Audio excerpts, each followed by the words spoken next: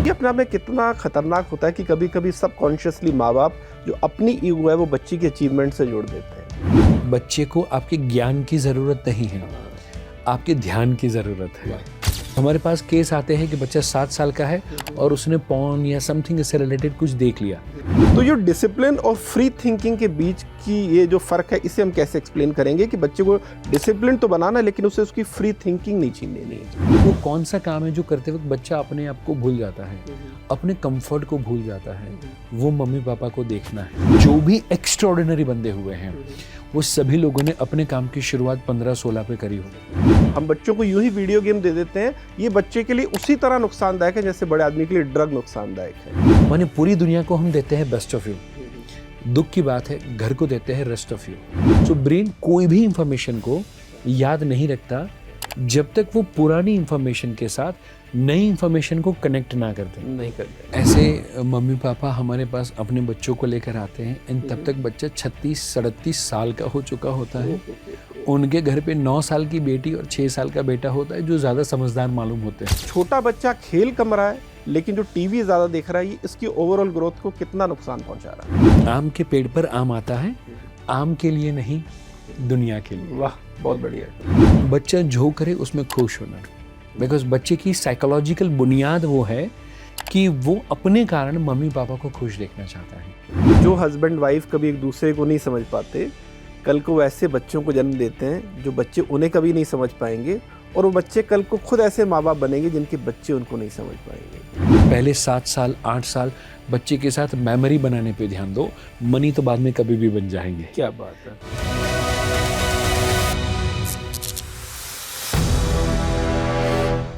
दोस्तों, महान सूफी संत रूमी ने कहा था कि आप अपने बच्चों को समझाएं कि वो दरख्तों की तरह हैं, जिनकी जड़ें तो जमीन में हैं लेकिन उनकी शाखाएं खुले आसमां को छूने के लिए आजाद हैं। और रूमी की यही बात आज के माँ बाप के लिए सबसे बड़ा चैलेंज है। आखिर वो अपने बच्चों को किस तरह बड़ा करें कि उनकी जड़ें तो जमीन में रहें लेकिन उनके बच्चे खुद आसमान की बुलंदियों को छू पाएं। और मॉडर्न डे पेरेंटिंग की इन्हीं चुनौतियों पर बात करने के लिए आज हमारे साथ स्टूडियो में मौजूद हैं पेरेंटिंग कोच परीक्षित जोबनपुत्रा साहब।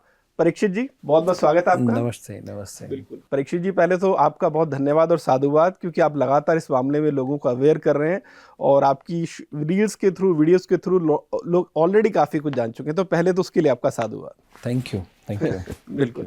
परीक्षित भाई, मैं इसी से शुरू करना चाहूँगा चूँकि आप पेरेंटिंग कोच हैं, 20 सालों से पेरेंट से डील कर रहे हैं। सबसे पहले तो मैं जानना चाहूँगा वो कौन सी कॉमन मिस्टेक है जो ज़्यादातर माँ बाप आज कर रहे हैं। सबसे पहली हाई एक्सपेक्टेशंस, राइट। ज़्यादातर मम्मी पापा अपने बच्चों से छोटी छोटी उम्र पे भी उतनी ज़्यादा अपेक्षाएं रखते हैं। जैसे one of the doctor counselling के लिए आए थे जहाँ पर जिनका कहना था बच्चे की हैंडराइटिंग ख़राब है, बच्चा डिसिप्लिन में नहीं रहता, बच्चा एक जगह पर बैठता नहीं है और होमवर्क अच्छे से करना नहीं चाहता। मैंने पूछा कि बच्चे की एज क्या है एंड मुझे बोला गया 3.5 साल। तो क्योंकि आसपास में 3.5 साल के बच्चे कुछ ऐसा परफॉर्म कर रहे हैं, वो देखते हुए वो अपने बच्चों के लिए भी ये सेम अपेक्षाएं रख रहे हैं। तो मुझे लगता है जैसे हम जब बड़े हुए शायद हमारे मम्मी पापा की ओर से हमारे ऊपर उतनी ज़्यादा कोई अपेक्षाएं नहीं थी एंड इसीलिए मैंने और आपने बचपन जिया हुआ है। बिल्कुल बिल्कुल। शायद आज की जो जनरेशन के बच्चे हैं, बड़ी दुख की बात है, उनके पास सुख सुविधाएं बहुत ज़्यादा है पर उनका जो बचपन है ना वो शायद छीन लिया गया है। बिल्कुल, आपने एकदम सही कहा। इसी से अगर हम थोड़ा और अब टेक्निकलिटी में जाएं परीक्षित जी, जैसे आपने कहा ना कि वो एक डॉक्टर आदमी और अपने वो 3.5 साल के बच्चे से अपेक्षा रख रहा है कि तुम लिख क्यों नहीं रहे। मैंने, अगर मैं गलत नहीं हूँ तो कहीं पढ़ा था कि जो शुरू में जो बच्चा है उसका इमोशनल ब्रेन डेवलप होता है, प्री कन्फ्रंटल जो ब्रेन होता है उसका, वो तो 7 साल से पैदा होता है, तो उसको जो तर्क है वो तो 6-7 साल से पहले समझ ही नहीं आता। ऐसे में अगर हम जब छोटे बच्चों को डांटते हैं माँ बाप, 3 या 4 साल के बच्चे को, और चूंकि बच्चा वो लॉजिक समझ ही नहीं रहा, तो आपको क्या लग रहा है कि न्यूरोसाइंस के लिहाज से बात करूं तो ये उसके दिमाग पर कितना बुरा असर डाल रहा है क्योंकि उसे उस बात पे डांटा जा रहा है जो बेचारा समझ ही नहीं पा रहा है। सही कहा आपने। जनरली साइकोलॉजिकली कहे या न्यूरोसाइंस वाइज भी यदि हम कहें तो पहले जो 7 साल है वो बच्चे के हार्ट डेवलपमेंट के लिए है। Love, care, emotion, sympathy, empathy, वो सारी चीज़ें बच्चों में डेवलप होनी चाहिए। फिर 7 से लेके 14 years, 7 to 14 years, and that is for head development, that is for rules and regulation and discipline and routine. वो हमें ये साल में करना चाहिए। एंड देन आफ्टर आता है 14 to 21, and that is for hand development. ठीक है. So heart, head, and now hand development. Hand is about what? Skills and performance. बच्चों का उतना अच्छा स्किल्स होना चाहिए, बच्चों का उतना अच्छा परफॉर्मेंस होना चाहिए कि जिसके कारण उसके पास जो खूबी है, उसके पास जो टैलेंट है, उसको दुनिया के अंदर वो दिखा पाए. ठीक है. सो जो आपने सवाल पूछा था, पहले जो 7 साल है वहाँ पर बच्चे का हार्ट डेवलप हो रहा है. उसको मैं दूसरे तरीके से कहूँ तो वो उतना कोमल है कि जैसे ही जब बिल्डिंग बन रही होगी तो जो गीला सीमेंट होता है बस उसके जैसा अभी 7 साल तक बच्चा है. वहाँ पर हमने उसको पॉजिटिव चीज़ बोल दी या नेगेटिव चीज़ बोल दी. उसको हमने बोल दिया कि तू नहीं पढ़ेगा तो हॉस्टल में डाल दूंगा या हॉस्टल में डाल दूंगी. वो सारी चीज़ों का वो परमानेंट मार्क, एक बार वो पंजा लग गया फिर वो परमानेंट हो जाता है. एंड इसीलिए समहाउ हमें पहले 7 साल बच्चों के साथ बातचीत करते वक्त बहुत ज़्यादा ध्यान देना चाहिए. बिल्कुल. और आपके इसी जो जवाब से अगर मैं सवाल निकालूं कि अगर बच्चे का जो 80-90% ब्रेन है अगर 7 साल तक डेवलप होता है तो ये जो उम्र है 6 या 7 साल तक की, बच्चे में किस तरह की आदतें माँ बाप को डालनी चाहिए? क्योंकि अमूमन हमारी अप्रोच होती है कि अरे बच्चा तो है, टीवी देखने दो या कुछ भी कर लेने दो. लेकिन आज ऐसा आपने कहा कि इसी दौरान बच्चे को एक डिसिप्लिन की आदत डालनी चाहिए, क्योंकि बच्चे का अगर ब्रेन में गलत नहीं हो तो वो पैटर्न बड़ी अच्छे से फॉलो करता है, वो डिसिप्लिन फॉलो करता है, तभी वो ग्रो भी होता है. ग्रो भी करेगा. तो आपको क्या लग रहा है किस तरह की आदतें इस दौरान बच्चों में डालनी चाहिए ताकि उसकी जिंदगी भर एक कैरेक्टर बने या उसकी जिंदगी भर वो काम आए आदतें? सो 0 to 7 के बीच में यदि हम हैबिट की बात करें और 7 के बाद में यदि हम हैबिट की बात करें तो 0 to 7 में बच्चे को शेयरिंग की, केयरिंग की, वो सारी हैबिट को हमें डेवलप करना चाहिए. गरीब को किसी को खिलाए, गाय को घास खिलाए, भाई बहन के साथ शेयरिंग करे, वो सारी चीज़ें जो उसके हार्ट को डेवलप कर रही है, जो उसके अंदर गिविंग की भावना को डेवलप कर रही है. जहाँ पर मे भी शायद 3 साल का बच्चा थोड़ा लेट उठेगा, कोई फ़र्क नहीं पड़ेगा, वो थोड़ा सा लेट सोएगा, हालांकि वो टीवी ना देखता होना चाहिए, वो मम्मी पापा के साथ. साइकोलॉजी कहती है प्राइमरी केयर गिवर. सो इधर मम्मी और पापा और दादा दादी, नाना नानी जो उसके लिए प्राइमरी केयर गिवर है, उसको एवरी 24 आवर्स में उसके साथ खेलते हुए महसूस करना चाहिए. तो बच्चे में एक डेवलपमेंट होता है, डेवलपमेंट का स्टेज होता है कॉल्ड ट्रस्ट वर्सेस मिसट्रस्ट. तो जो बच्चे ने पहले 3 साल में, 4 साल में एक प्राइमरी केयर गिवर को रोज देखा हुआ है, उसके साथ खेलते हुए देखा है. आपने देखा होगा छोटा बच्चा पिकाबू, राइट, वो हम सोफे के पीछे छुप जाएंगे एंड जब हम फिर से आते हैं उनको लगता है बहुत बड़ी बाट है, राइट. हमारे लिए शायद छोटी बात है क्योंकि हमारा ब्रेन समझता है कि गायब होने का मतलब वो पूरे गायब नहीं हुए हैं, जस्ट पीछे है, बट वो छोटा बच्चा नहीं समझ पाता. एंड जो मम्मी पापा ये समय पे उसको टाइम नहीं देते या दादा दादी या कोई भी फैमिली मेम्बर, वो बच्चा ज़्यादातर ज़िंदगी भर किसी के ऊपर ट्रस्ट नहीं कर पाता. चाहे बिजनेस करना हो, चाहे लाइफ पार्टनर हो या कोई भी जगह पर. एंड इसीलिए पहले 7 साल जो हमें बच्चे के अंदर हैबिट डेवलप करनी है वो हार्ट के आसपास की होनी चाहिए. वहाँ पर रूटीन की ज़रूरत नहीं है, वहाँ पर डिसिप्लिन की ज़रूरत नहीं है. एंड जब बच्चा 7 साल का हो जाए उसके बाद में 7 बजे के बाद बच्चा उठना नहीं चाहिए. माने वहाँ पर उसका रूटीन जल्दी से सोना, जल्दी से उठना, एक फिक्स टाइम पे होमवर्क करना, एक फिक्स टाइम पे वो स्पोर्ट्स पे जाए, खेले कूदे, भागम भाग करे, धमाल मस्ती करे, वो फिजिकल जो एनर्जी है उसको भी चैनलाइज करे. तो उसके लिए rule is what, 4/2/1. 4 is what, 4 घंटा बच्चे ने स्टडी किया, स्कूल में गया, ट्यूशन में गया, होमवर्क किया. किस उम्र के बच्चे के लिए बोल रहा है? 7 साल से बाद में. उसके बाद में 2 आवर्स का उसका स्पोर्ट्स होना चाहिए. So S for study, second S and that is for sports. It can be indoor और आउटडोर. बच्चे के साथ शायद हमने उस समय पे घर के अंदर सांप सीढ़ी लूडो खेला तो भी चल जाएगा. एंड फिर आना चाहिए 1 एंड दैट इज स्क्रीन. सो 4 घंटे पढ़ाई हुई है, 2 घंटे बच्चा भागा दौड़ा कूदा है, तब जाके 1 घंटे उसने स्क्रीन को अर्न किया है. ऐसा नहीं होना चाहिए. ज़्यादातर मम्मी पापा स्क्रीन को ऐसे बेबी सीटर के तौर पे ले लेते हैं कि मैं अभी बिजी हूँ, पकड़ ये फ़ोन और तू देखना चालू कर. वो नहीं करना चाहिए. और आपने कहा कि शुरू के जो कुछ साल हैं वो बच्चे का जो हार्ट है वो डेवलप करने में लगने चाहिए. मुझे यहाँ पर स्वामी विवेकानंद की बड़ी अच्छी बात याद आ रही है. उन्होंने ये कहा भी था कि जब बच्चा पैदा होता है तो वो दिल लेके पैदा होता है, दिमाग दुनिया बनाती है, लेकिन अब उस दिल पर कभी ध्यान नहीं देते. और आपने बड़ी अच्छी बात की कि उस दिल पे ध्यान दीजिए, सबसे पहले उस दिल को जो है वो डेवलप कीजिए. सर, इसी से एक सवाल ये भी निकलता है कि अगेन जो न्यूरो साइंस में कहा जाता है कि जो फ्री प्ले होता है बच्चों के लिए वो बड़ा ज़रूरी है कि बच्चा जितना खेलेगा उसके दिमाग का उतना विकास होगा. लेकिन आज जिस वक्त में हम रह रहे हैं यहाँ पर, जैसे आपने कहा कि बच्चों को टीवी के आगे बैठा दिया, साइंस तो ये कहता है कि आप 45 मिनट या 1 घंटे से ज़्यादा मत देखने दीजिए, लेकिन बच्चे 4-4 5-5 घंटे देख रहे हैं। तो ये छोटा बच्चा खेल कम रहा है, लेकिन जो टीवी ज़्यादा देख रहा है, ये इसकी ओवरऑल ग्रोथ को कितना नुकसान पहुंचा रहा है? बहुत ज़्यादा असर होगा।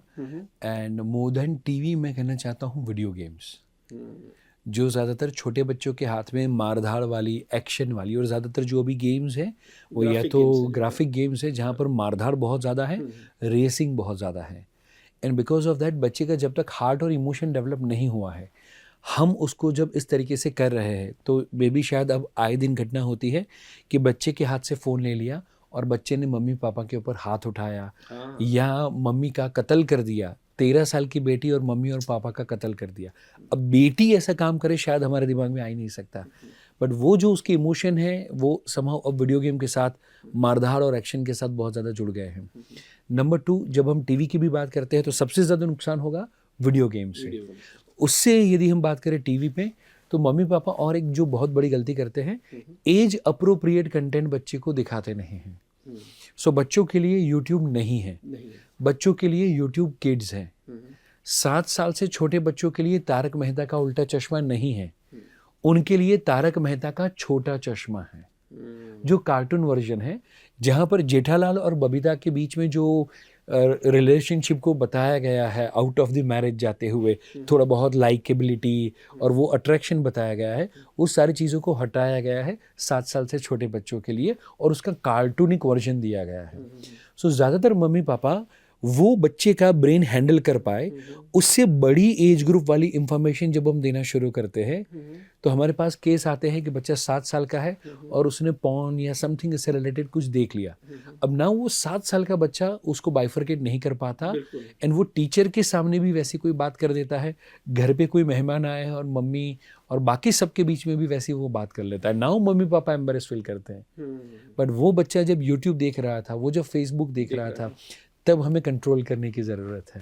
बिल्कुल, बिल्कुल, आपने सही बात कहा। अब ये सर मुझे इसी में बताइए, आपने कहा कि जब बच्चे को आप गेम खेलने से रोकते हैं तो बच्चा इतना वायलेंट हो जाता है कि वो अपने माँ बाप पे भी हाथ उठा देता है। एक अमेरिकी साइंटिस्ट हैं, सोशल साइंटिस्ट हैं, साइमन सिनेक, बड़े मशहूर हैं। उनकी मैं एक जगह बात सुन रहा था तो उन्होंने कहा था कि जो हम बच्चों को यूं ही वीडियो गेम दे देते हैं, ये बच्चे के लिए उसी तरह नुकसानदायक है जैसे बड़े आदमी के लिए ड्रग नुकसानदायक है।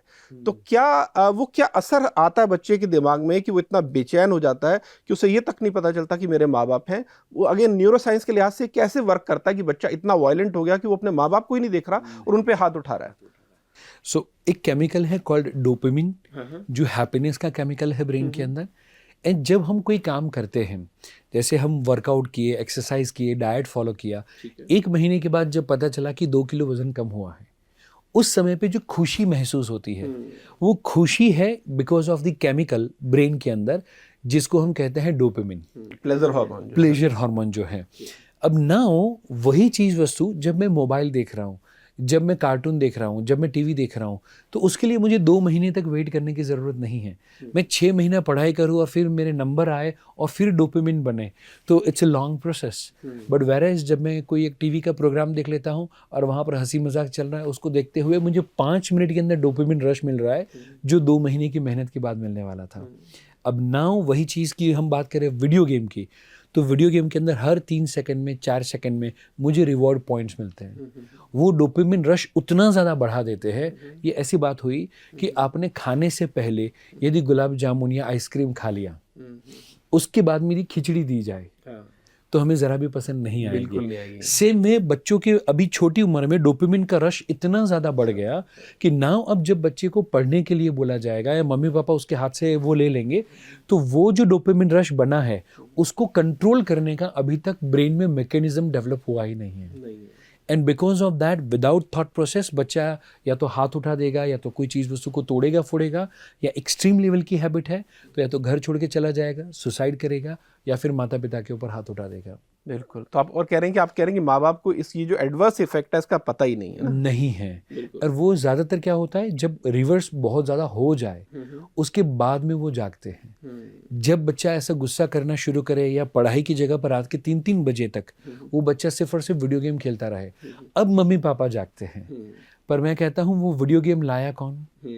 वो मोबाइल बच्चे के हाथ में दिया किसने? उसका एवरी मंथ रिचार्ज कराता कौन है? तो ज़्यादातर हमने ही दिया। तो ये ऐसे माली हो रहे हैं कि जो खरपतवार पेड़ पौधे के आसपास खुद लगा रहे हैं और फिर प्लांट को डांट रहे हैं कि तेरी सोबत खराब है। बिल्कुल। और ये मुझे लग रहा है सर, इसमें पैराडॉक्स ये है, जैसे आपने कहा ना कि माँ बाप बच्चे को जिन चीज़ों से रोक रहे हैं, दरअसल वो सारी चीज़ें खुद भी तो कर रहे हैं। आजकल के माँ बाप खुद ही जब मोबाइल के एडिक्टेड हैं, और अगेन जिसे हम कहते हैं ना कि मिरर न्यूरॉन्स भी होते हैं, है ना, कि बच्चा वही करेगा जो वो देखेगा कि माँ बाप कर रहे हैं। अगर बच्चा देख रहा है कि बाप खुद मोबाइल में लगा हुआ है या माता जी खुद दिन भर रील देख रही है, तो बच्चा कुछ अलग कैसे कर सकता है? 100%। सो वो बच्चा बचपन से देखता है कि पापा ऑफिस से घर पे आते हैं और फिर टीवी आसन करते हैं, राइट? या तो मम्मा फ्री होती है और मम्मी व्हाट्सएप आसन करती है, इंस्टाग्राम करती है। बहुत अच्छा शब्द दिया आपने। Thank you.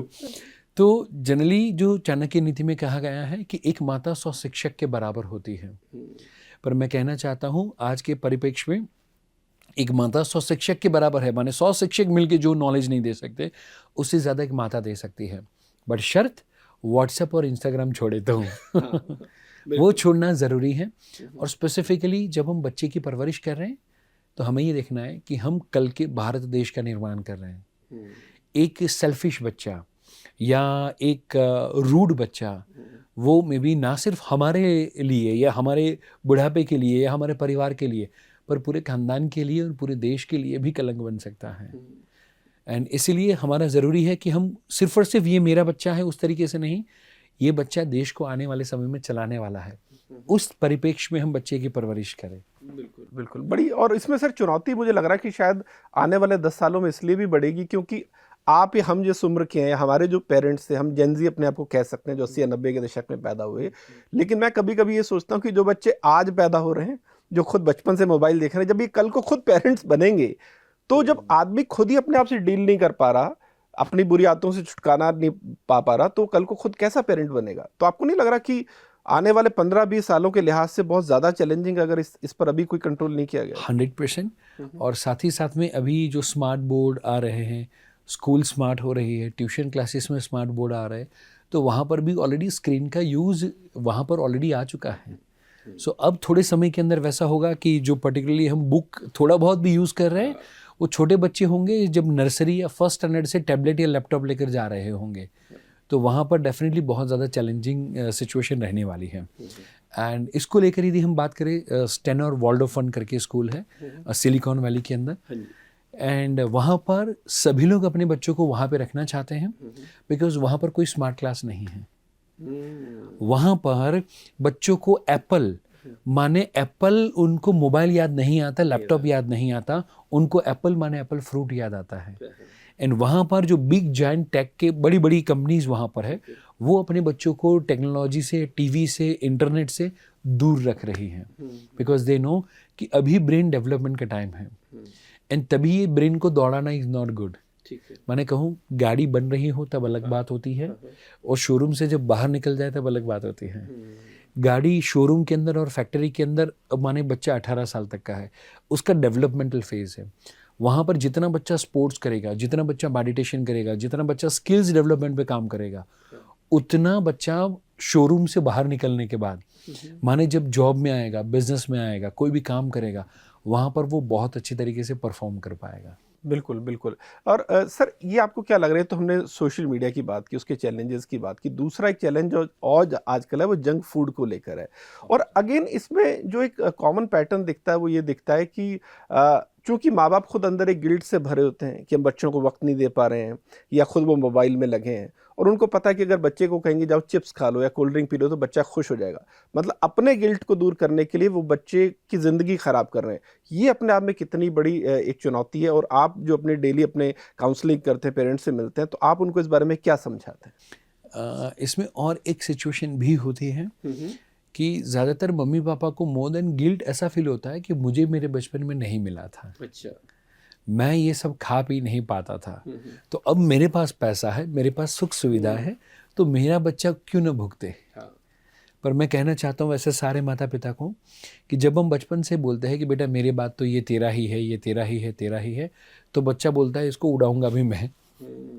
एंड बच्चा वो चीज़ों को लेकर बैड हैबिट के अंदर जब लग जाता है, उसकी हेल्थ जब खराब हो जाती है, तो फिर मम्मी पापा को तब रियलाइज़ होता है जब डिले हो जाता है। मैंने 15 या 16 साल के बच्चे हमारे पास आते हैं, उनको डायबिटीज़ होता है या ब्लड प्रेशर होता है, एंड तब मम्मी पापा ये कहते हैं कि यदि हमने उसको पहले चिप्स खाने से और जो रोज़ पिज़्ज़ा मंगाता था, बाहर का रोज़ खाना खाता था, यदि वहाँ पर हमने रोका होता तो अच्छा होता। बट वो तब तक काफ़ी लेट हो चुका होता है। सो मुझे लगता है पेरेंट्स का जो एटीट्यूड है अभी वो रिपेयरिंग वाला ज़्यादा है, बट हम प्रिपेयरिंग वाले मोड पे आ जाए, पहले से हम प्रिपेयर रहे, तो मुझे लगता है ज़्यादा अच्छा काम हो सकता है। बिल्कुल, आपने जो बात की इससे मुझे बर्नार्ड शॉ की स्टेटमेंट याद आ गई। उन्होंने कहा कि जो मिडिल क्लास लोग होते हैं उनका दिक्कत है कि जब वो ज़िंदगी में कुछ बड़ा कर लेते हैं तो पहली बात ये सोचते हैं कि जो स्ट्रगल मैंने किया मैं अपने बच्चे को नहीं करने दूंगा, लेकिन वो ये भूल जाते हैं कि वो जो बने थे उसी स्ट्रगल की वजह से बने। स्ट्रगल के कारण ही। बहुत बढ़िया, बहुत तो बढ़िया। आपने जो कहा कि जो एक गिल्ट रहता है कि अरे मैंने अपने टाइम में कोल्ड ड्रिंक नहीं पी या चिप्स नहीं की, तो आपको भगवान का शुक्रिया अदा करना चाहिए कि आपने नहीं पी, वो बहुत अच्छी चीज़ नहीं थी वो, अदरवाइज अभी तक आप बीमारी का घर बन चुके होते। बिल्कुल। तो सर ये जो खाने पीने का जैसे हमने बात की कि उसके बारे में थोड़ा बताइए कि जो अभी भी अवेयरनेस नहीं है पेरेंट्स के अंदर, मिडिल क्लास या आप किसी भी क्लास की बात कर सकते हैं, उससे क्लास से कोई ताल्लुक नहीं है उसका, ये अपने आप में कितना नुकसानदायक कि एक छोटा बच्चा जो 4 साल का है, 5 साल का है, जैसे आपने कहा कि उसका हर दिन ब्रेन बन रहा है, ब्रेन डेवलपमेंट हो रही है, अगर वो एक चिप्स का पैकेट खाता है या उसको एक्सेसिव शुगर मिलती है, तो ये उसकी जो ब्रेन की जो ग्रोथ है, मेंटल जो उसकी ग्रोथ है, उसको किस तरह से नुकसान पहुंचाता है? सबसे पहले तो वो बच्चा हाइपर एक्टिव हो जाएगा। एंड जैसे हम एक चॉकलेट की बात करें कि बच्चे ने सिर्फ एक चॉकलेट खाई, पर वो हमारे बॉडी के हिसाब से वो एक चॉकलेट है। वो जब बच्चे के ब्रेन एंड बच्चे की बॉडी की जब कंपैरिजन करेंगे तो हमारी 3 बड़ी चॉकलेट के बराबर उसके लिए वो एक छोटी चॉकलेट है, राइट? सो जब हम बोलते हैं कि एक चिप्स का पैकेट खाया तो हमें लगता है कि एक चिप्स का पैकेट खाया, बट उसके बॉडी एंड ब्रेन के हिसाब से तो 3 चिप्स के पैकेट से ज़्यादा उसने खा लिए। एंड जब हम ये सारी चीज़ें करते हैं तो मैक्सिमम जो नुकसान होता है वो पाम ऑलिव ऑयल, नंबर 2 ये सारी की सारी चीज़ें जो प्रिजर्वेटिव के बिना ये इतने लंबे समय तक शेल्फ लाइफ उनकी रहेगी नहीं, वो बच्चों के ब्रेन एंड बॉडी को सबसे ज़्यादा डैमेज करते हैं। एंड इसीलिए वेरी फर्स्ट थिंग जो मम्मी पापा करे, बच्चों की डाइट के अंदर फाइबर रिच फूड हमें ऐड करना चाहिए, जहाँ पर वेजिटेबल्स है, फ्रूट्स है, ये सारी चीज़ें जो फाइबर के साथ आती है वो हमें कंपलसरी ऐड करनी चाहिए।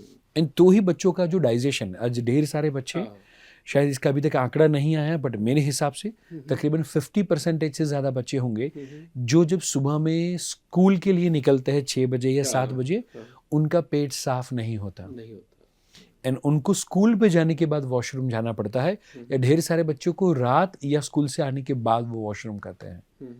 एंड वो जो बॉडी के अंदर टॉक्सिक्स पड़ा हुआ है, शरीर के अंदर वो जो कचरा पड़ा हुआ है, वो बच्चे को नई विद्या, नई सारी चीज़ें, फुल ऑफ एनर्जी के साथ स्पोर्ट्स, वो सारी चीज़ें कैसे करने देगा? बच्चा वहाँ पर किस तरीके से सारी चीज़ों को रिसेप्टिव बनकर वो सीख पाएगा या समझ पाएगा? एंड इसलिए जो मुझे एक चीज़ लग रही है, हर मम्मी पापा बच्चे के अंदर एक हैबिट को डेवलप करे, सुबह में उठते ही या तो तांबे के लोटे के अंदर पानी या तो वार्म वाटर, 1 ग्लास या 2 ग्लास, या बड़ा बच्चा है 12 साल से ऊपर का तो 3 से 4 ग्लास खाली पेट वो बच्चा पानी पीना ही चाहिए। और यदि वार्म वाटर होगा या कॉपर के वेसल में वाटर होगा वो सबसे बेस्ट होगा। तो आने वाले 5 या 10 मिनट के अंदर उसको प्रेशर आएगा ही आएगा, एंड पेट साफ होगा, नाश्ता किया होगा, और फिर बच्चा जब स्कूल पे जाएगा तो उसके पास न्यूट्रिएंट्स होंगे, बिकॉज पेट साफ नहीं हुआ तो वो ब्रेकफास्ट किए बिना ढेर सारे बच्चे स्कूल पे चले गए, एंड बिकॉज ऑफ दैट उनका स्कूल में भी जो फोकस होना चाहिए, जो कंसंट्रेशन होना चाहिए, वो संभव नहीं रहता। सो मुझे लगता है हेल्दी ब्रेकफास्ट एंड पेट साफ होना, ये 2 चीज़ों पे मम्मी पापा को फोकस थोड़ा ज़्यादा करने की ज़रूरत है। तो इसमें आप जब लोगों से डील करते हैं तो आपको क्या लगता है कि लोगों में इस चीज़ की समझ की कमी है, या वो एक तरह से एक्टिव पेरेंटिंग कर ही नहीं रहे कि ठीक है बच्चा पल रहा है तो पल ही रहा है, उसके बारे में क्या सोचना? ज़्यादातर you are right, they are passive, they are passive.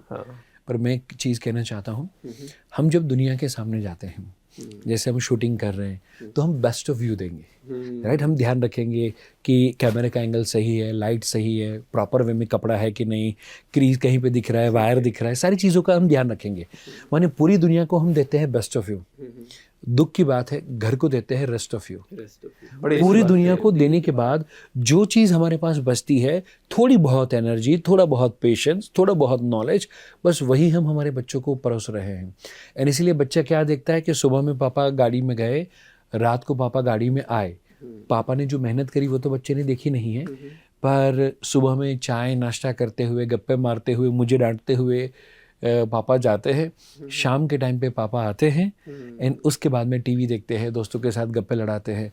तो वो बच्चा अपने पापा को रेस्ट ऑफ यू में ही देख रहा है। जो बेस्ट ऑफ यू उसने बॉस को दिया, कस्टमर को दिया, वैसा बेस्ट ऑफ यू हम क्या बच्चों को देते हैं, वैसा बेस्ट ऑफ यू क्या वाइफ को देते हैं। और ढेर सारे लोग तो उससे भी गए गुजरे होते हैं, वर्स्ट ऑफ यू देते हैं। माने बच्चों के ऊपर या वाइफ के ऊपर गुस्सा करना, अपनी फ्रस्ट्रेशन को निकालना एंड उनको डिप्रेशन में डालने का काम करते हैं।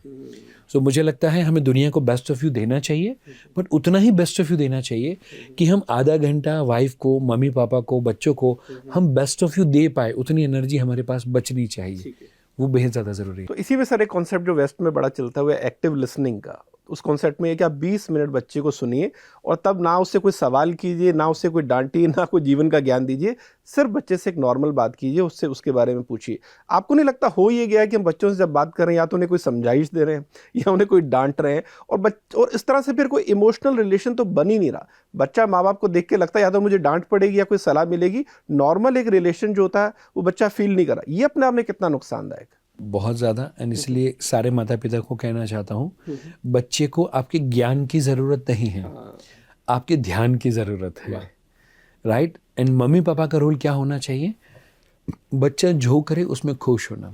बिकॉज बच्चे की साइकोलॉजिकल बुनियाद वो है कि वो अपने कारण मम्मी पापा को खुश देखना चाहता है। एनिमल मूवी भी आया था, उसमें भी यदि आपने देखा हो तो वो बच्चा हमेशा ये चाहता था कि पापा उसके कारण खुश हो। एंड बट जब वो खुश नहीं होते थे, वो नेगेटिव डायरेक्शन के अंदर वही जो लव था वो चला गया। एंड सेम वे हम जिसको भी प्यार करते हैं वो व्यक्ति हमारे कारण खुश हो, वो हमारी बेबुनियादी, नॉट बेबुनियादी बट बुनियादी रिक्वायरमेंट है। एंड वो बच्चा माने जब जैसे ट्यूशन में गया, कोई बच्चे ने धमाल मस्ती करी, उसको कुछ पनिशमेंट मिली, वो सारी चीज़ें बता रहा है एंड हम उसको खाली एज अ फ्रेंड के तौर पे जस्ट खाली सुन रहे हैं, एंजॉय कर रहे हैं, राइट। एंड उसने कहा कि हालांकि घर में अलाउड नहीं है, बट फिर भी उसने कहा कि मैं दोस्त के घर पे गया था और वहाँ पर थोड़ा सा मैंने फेंटा पी लिया या थोड़ा ये कर लिया। उस समय पे डांटे बिना जस्ट हम खाली यूं ही सुन रहे हैं, यूं ही सुन रहे हैं, यूं ही सुन रहे हैं। एंड देन आफ्टर जब बच्चे की सारी बात सुन ले, बच्चे को जब एडवाइस देनी हो तो रात के समय पे सोने से पहले स्टोरी के माध्यम से एडवाइस दे। तो वहाँ पर बच्चे का न्यूरॉन्स का जो कनेक्शन है ना वो स्ट्रांग बनेगा with the advice. So brain कोई भी इंफॉर्मेशन को याद नहीं रखता जब तक वो पुरानी इंफॉर्मेशन के साथ नई इंफॉर्मेशन को कनेक्ट ना कर दे, नहीं कर रहे, राइट। एंड इसीलिए हमें ए फॉर एप्पल जो नर्सरी में सीखा था याद है, पर मैं आपको पूछूं फर्स्ट स्टैंडर्ड का एसएस का फर्स्ट लेसन कौन सा था? हाँ नहीं याद होगा, याद नहीं होगा। सही। तो हमने जहाँ पर कनेक्शन किया वो चीज़ वस्तु याद रहेगी। सो नाउ मम्मी पापा को क्या करना चाहिए कि मैं ये चाहता हूँ या मैं ये चाहती हूँ कि मेरा बच्चा टाइम से उठे या मेरा बच्चा होमवर्क करे या स्टडी का इम्पोर्टेंस समझे। तो उसके आसपास की ढेर सारी मोरल स्टोरीज नाउअडेज गूगल पे, यूट्यूब पे, कहीं पर भी अवेलेबल है। वो दिखानी नहीं है, वो हमें सुननी है और हमें पढ़नी है। इन रात को सोने से पहले मे बी पंचतंत्र की कहानी, अकबर बीरबल, तेनाली रामन, ऐसी ढेर सारी कहानी है, वो सारी कहानी हम बच्चों के साथ शेयर करें। एंड यू विल सी कि with in a month time बच्चे के अंदर ढेर सारा पॉजिटिव चेंज आना शुरू हो जाएगा। बड़ी अच्छी बात की सर आपने।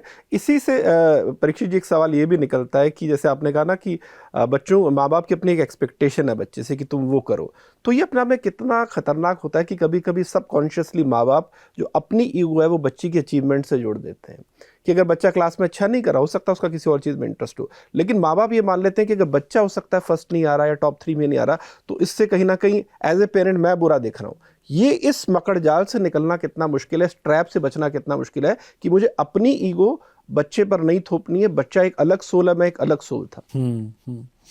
इसलिए बड़ी प्यारी सी बात कही गई है कि ये बच्चा आपका नहीं है, आपके थ्रू आया हुआ है। खलील जिब्रान ने बड़ी प्यारे से बात करी हुई है।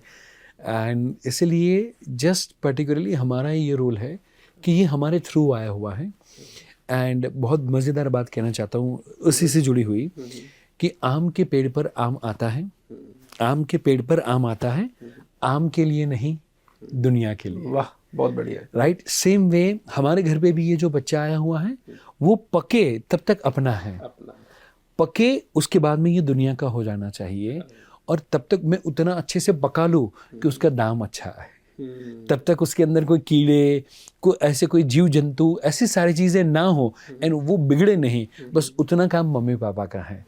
सो हम हमारे बच्चों के सामने बच्चों के परफॉर्मेंस को, जब अपना परफॉर्मेंस कैलकुलेट करना शुरू करते हैं, तो मैंने एक थोड़े समय पहले बात बताई थी, फरारी जो 400 की स्पीड पे दौड़ सकती है, बट फैक्ट्री में जब वो है तब वो अपेक्षा नहीं रखी जाएगी, तब उसको बेस्ट बनाने पे फोकस किया जाएगा, ना कि उसके परफॉर्मेंस के आधार पे, बट उसके प्रेजेंस के आधार पे उसको चेक किया जाएगा।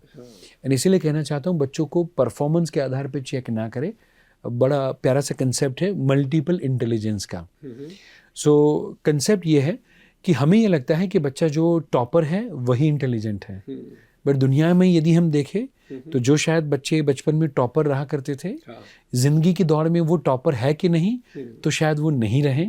और जो बचपन में जो बच्चे छोटे थे जिनको बोला जाता था कि पता नहीं तू बड़ा होकर क्या करेगा, वो आज शायद वो लेवल पे पहुंच चुका है कि जहां पर टीचर को उसके ऊपर गर्व महसूस हो। राइट, तो नाउ वो जो बच्चा था, मैं कहना चाहता हूँ वो शायद पढ़ने को लेकर, लिखने को लेकर वो उतना सॉलिड नहीं था। मैंने intelligence is what, multiple intelligence, जहाँ पर intelligence is what, the way of performance, the way I communicate my knowledge और द टैलेंट।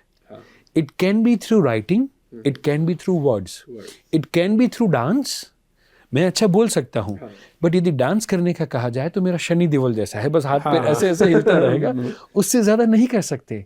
बट शायद कोई और एक व्यक्ति होगा जो बोल ना पाए, पर वो उतना धमाकेदार डांस करे कि जो शायद हमें और आप उनको यूं देखते ही रहे। राइट, ऐसा हो सकता है।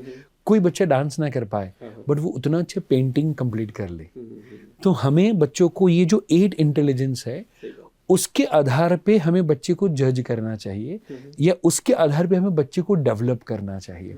बच्चा लिखेगा और जीनियस बनेगा, वो बात अब पर्टिकुलरली नहीं रही। इसमें होता मुझे लगता है कि चूंकि एज ए पेरेंट अगर आपका खुद का ही स्पेक्ट्रम जो है दुनिया को लेकर बड़ा सीमित है, आपको लग रहा है कि 2-3 काम करेगा तभी जिंदगी में कुछ कर सकता है, तो आप उसी डर से फिर बच्चे को भी ट्रीट करने लग जाते हैं। तो यहीं पर सर एक सवाल निकलता है, ये जो अगर मैं इसी टॉपिक पे रहूं, कि एक तो है कि माँ बाप का कंसर्न है कि बच्चे को डिसिप्लिन बनाना है ना, और बनाना भी चाहिए, हमने उसकी बात भी की, लेकिन फिर उसी में एक सवाल ये भी निकलता है कि उसे डिसिप्लिन बनाने के चक्कर में हमें उसकी जो खुद की ओरिजिनलिटी है उस पर भी कोई लगाम नहीं लगा देनी है। तो ये डिसिप्लिन और फ्री थिंकिंग के बीच की ये जो फर्क है, इसे हम कैसे एक्सप्लेन करेंगे कि बच्चे को डिसिप्लिन तो बनाना, लेकिन उसे उसकी फ्री थिंकिंग नहीं छीननी। बहुत बढ़िया। सो एक बात है डिसिप्लिन और एक बात है punishment. Right, so discipline is what, कि जो भीतर से आए। मुझे लगे कि मुझे सुबह में 5 बजे उठना है, मुझे लगे कि मैं मेडिटेशन करूं, मुझे लगे कि मुझे वॉक करना है, दैट इज डिसिप्लिन।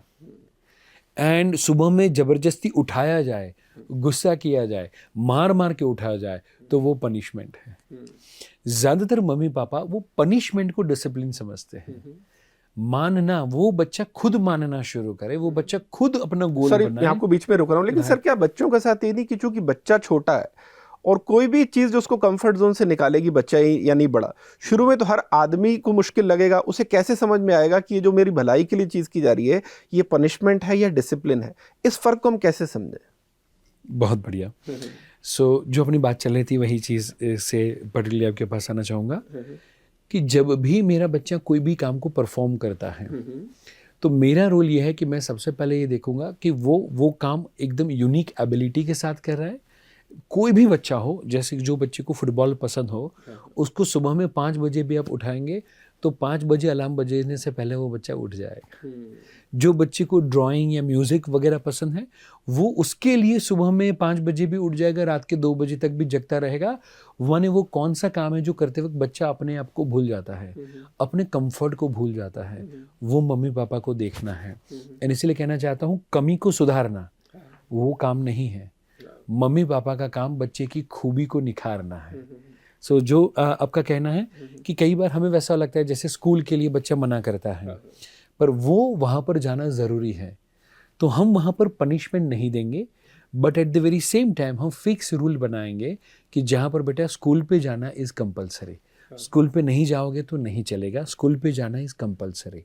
सो जैसे मेरा बेटा भी है, अभी 7 साल का है, तो वो भी जब ऐसा बोलता है कि जैसे स्पेसिफिकली जब लॉन्ग वीकेंड हो और उसके बाद में जब मंडे मॉर्निंग हो, तो ही वाज लाइक मुझे स्कूल पे नहीं जाना है, ये है वो है, मुझे आपकी बहुत याद आती है वगैरह वगैरह, सब वो बच्चे इमोशनल ड्रामा करते हैं, कहानी बनाते हैं।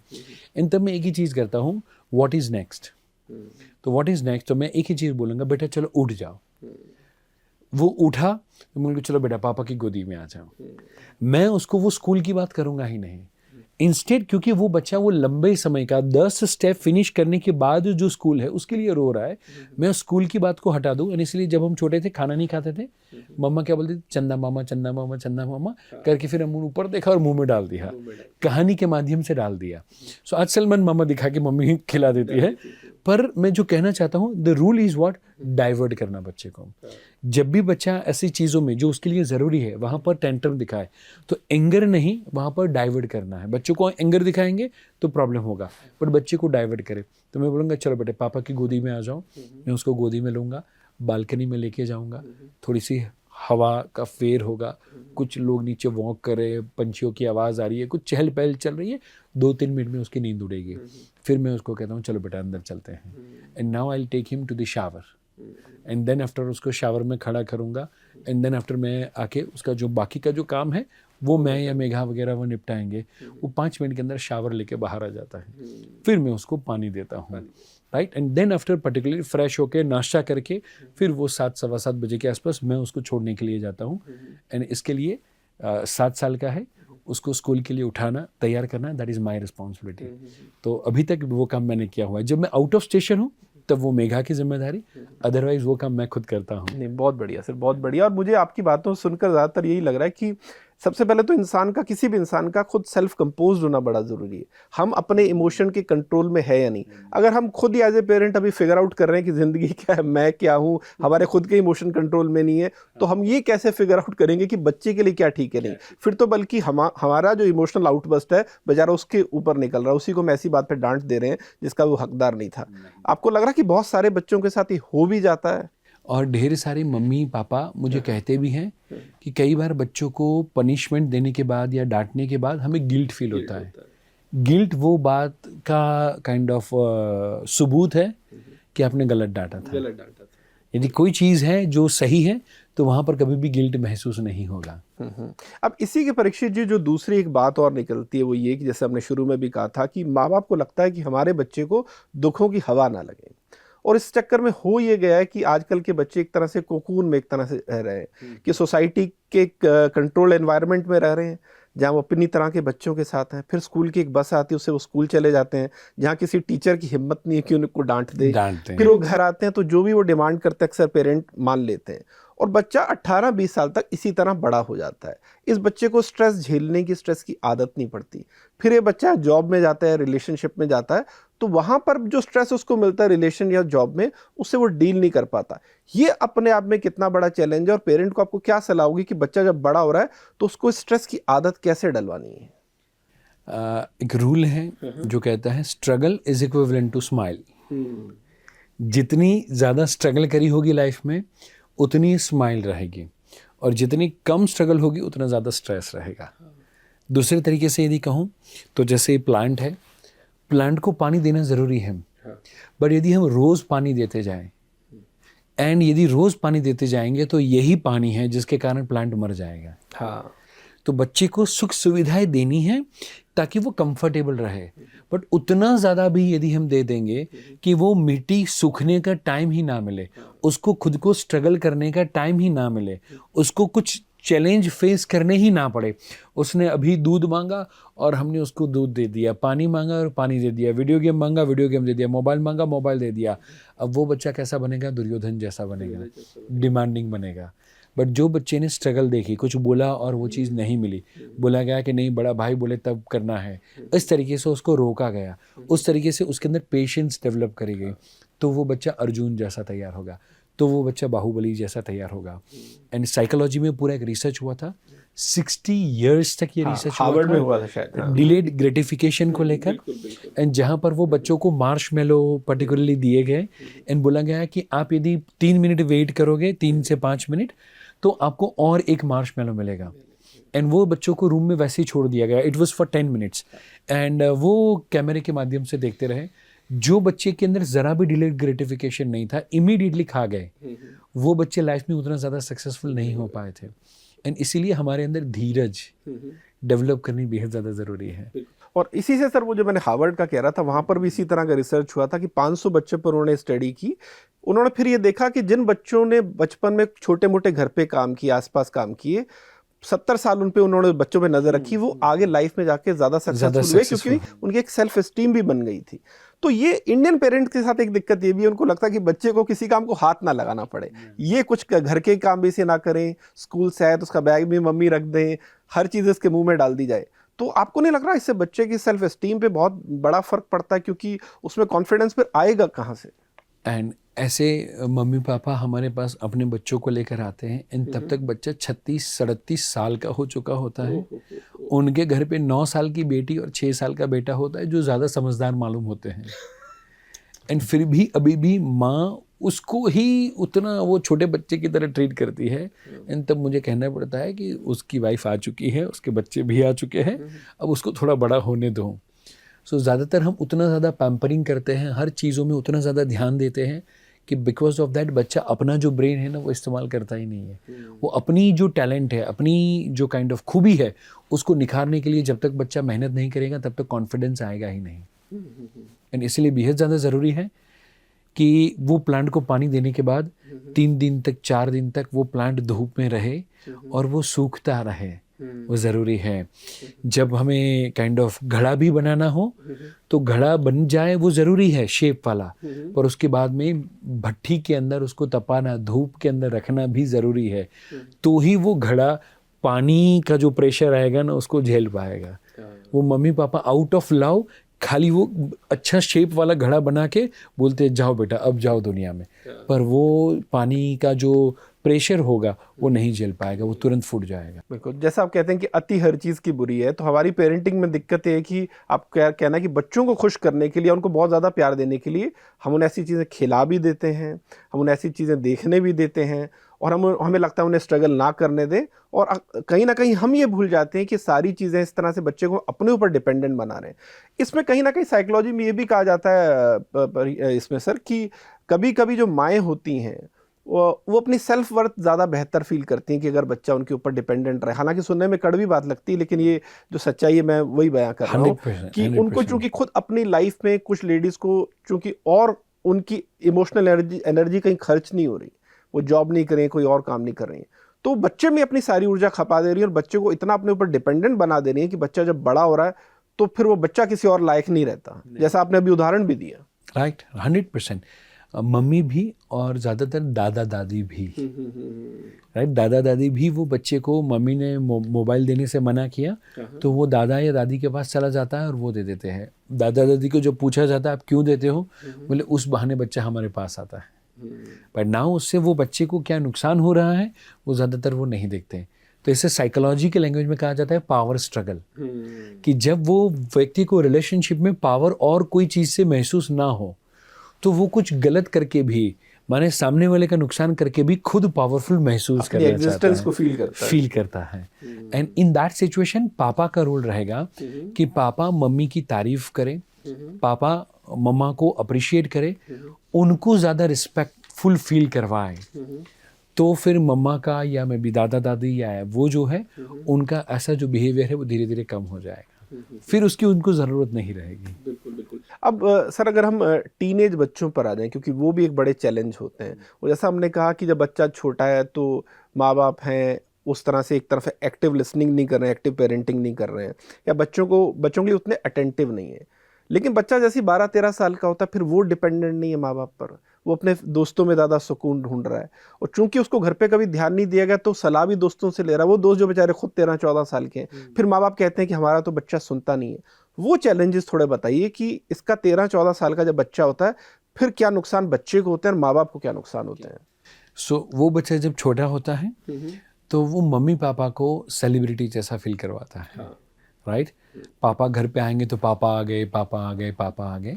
एंड उस समय पे वो बड़ी सेलिब्रिटी हो और वो ऑडियंस को जैसे ध्यान ना देती हो, वैसा जब मम्मी पापा ने किया हो तो नाउ टीन एज में आते आते बच्चा सेलिब्रिटी बन जाता है एंड मम्मी पापा उसके पीछे पीछे जाते हैं एंड तब बच्चा भी मम्मी पापा को वही फील करवाता है। पहले बच्चा शेयर करना चाहता था, मम्मी पापा सुनना नहीं चाहते थे। अब बच्चे के लिए मम्मी पापा पूछते हैं कि स्कूल में क्या सिखाया, ट्यूशन में क्या है, कब एग्ज़ाम है, एंड तब बच्चा वो क्या करता है, इग्नोर करता है। So very first and most important thing जो कहना चाहता हूँ, वो बच्चे को बचपन में चाहिए था लव। अब टीन एज में आने के बाद उसको चाहिए लॉजिक एंड एक्साइटमेंट।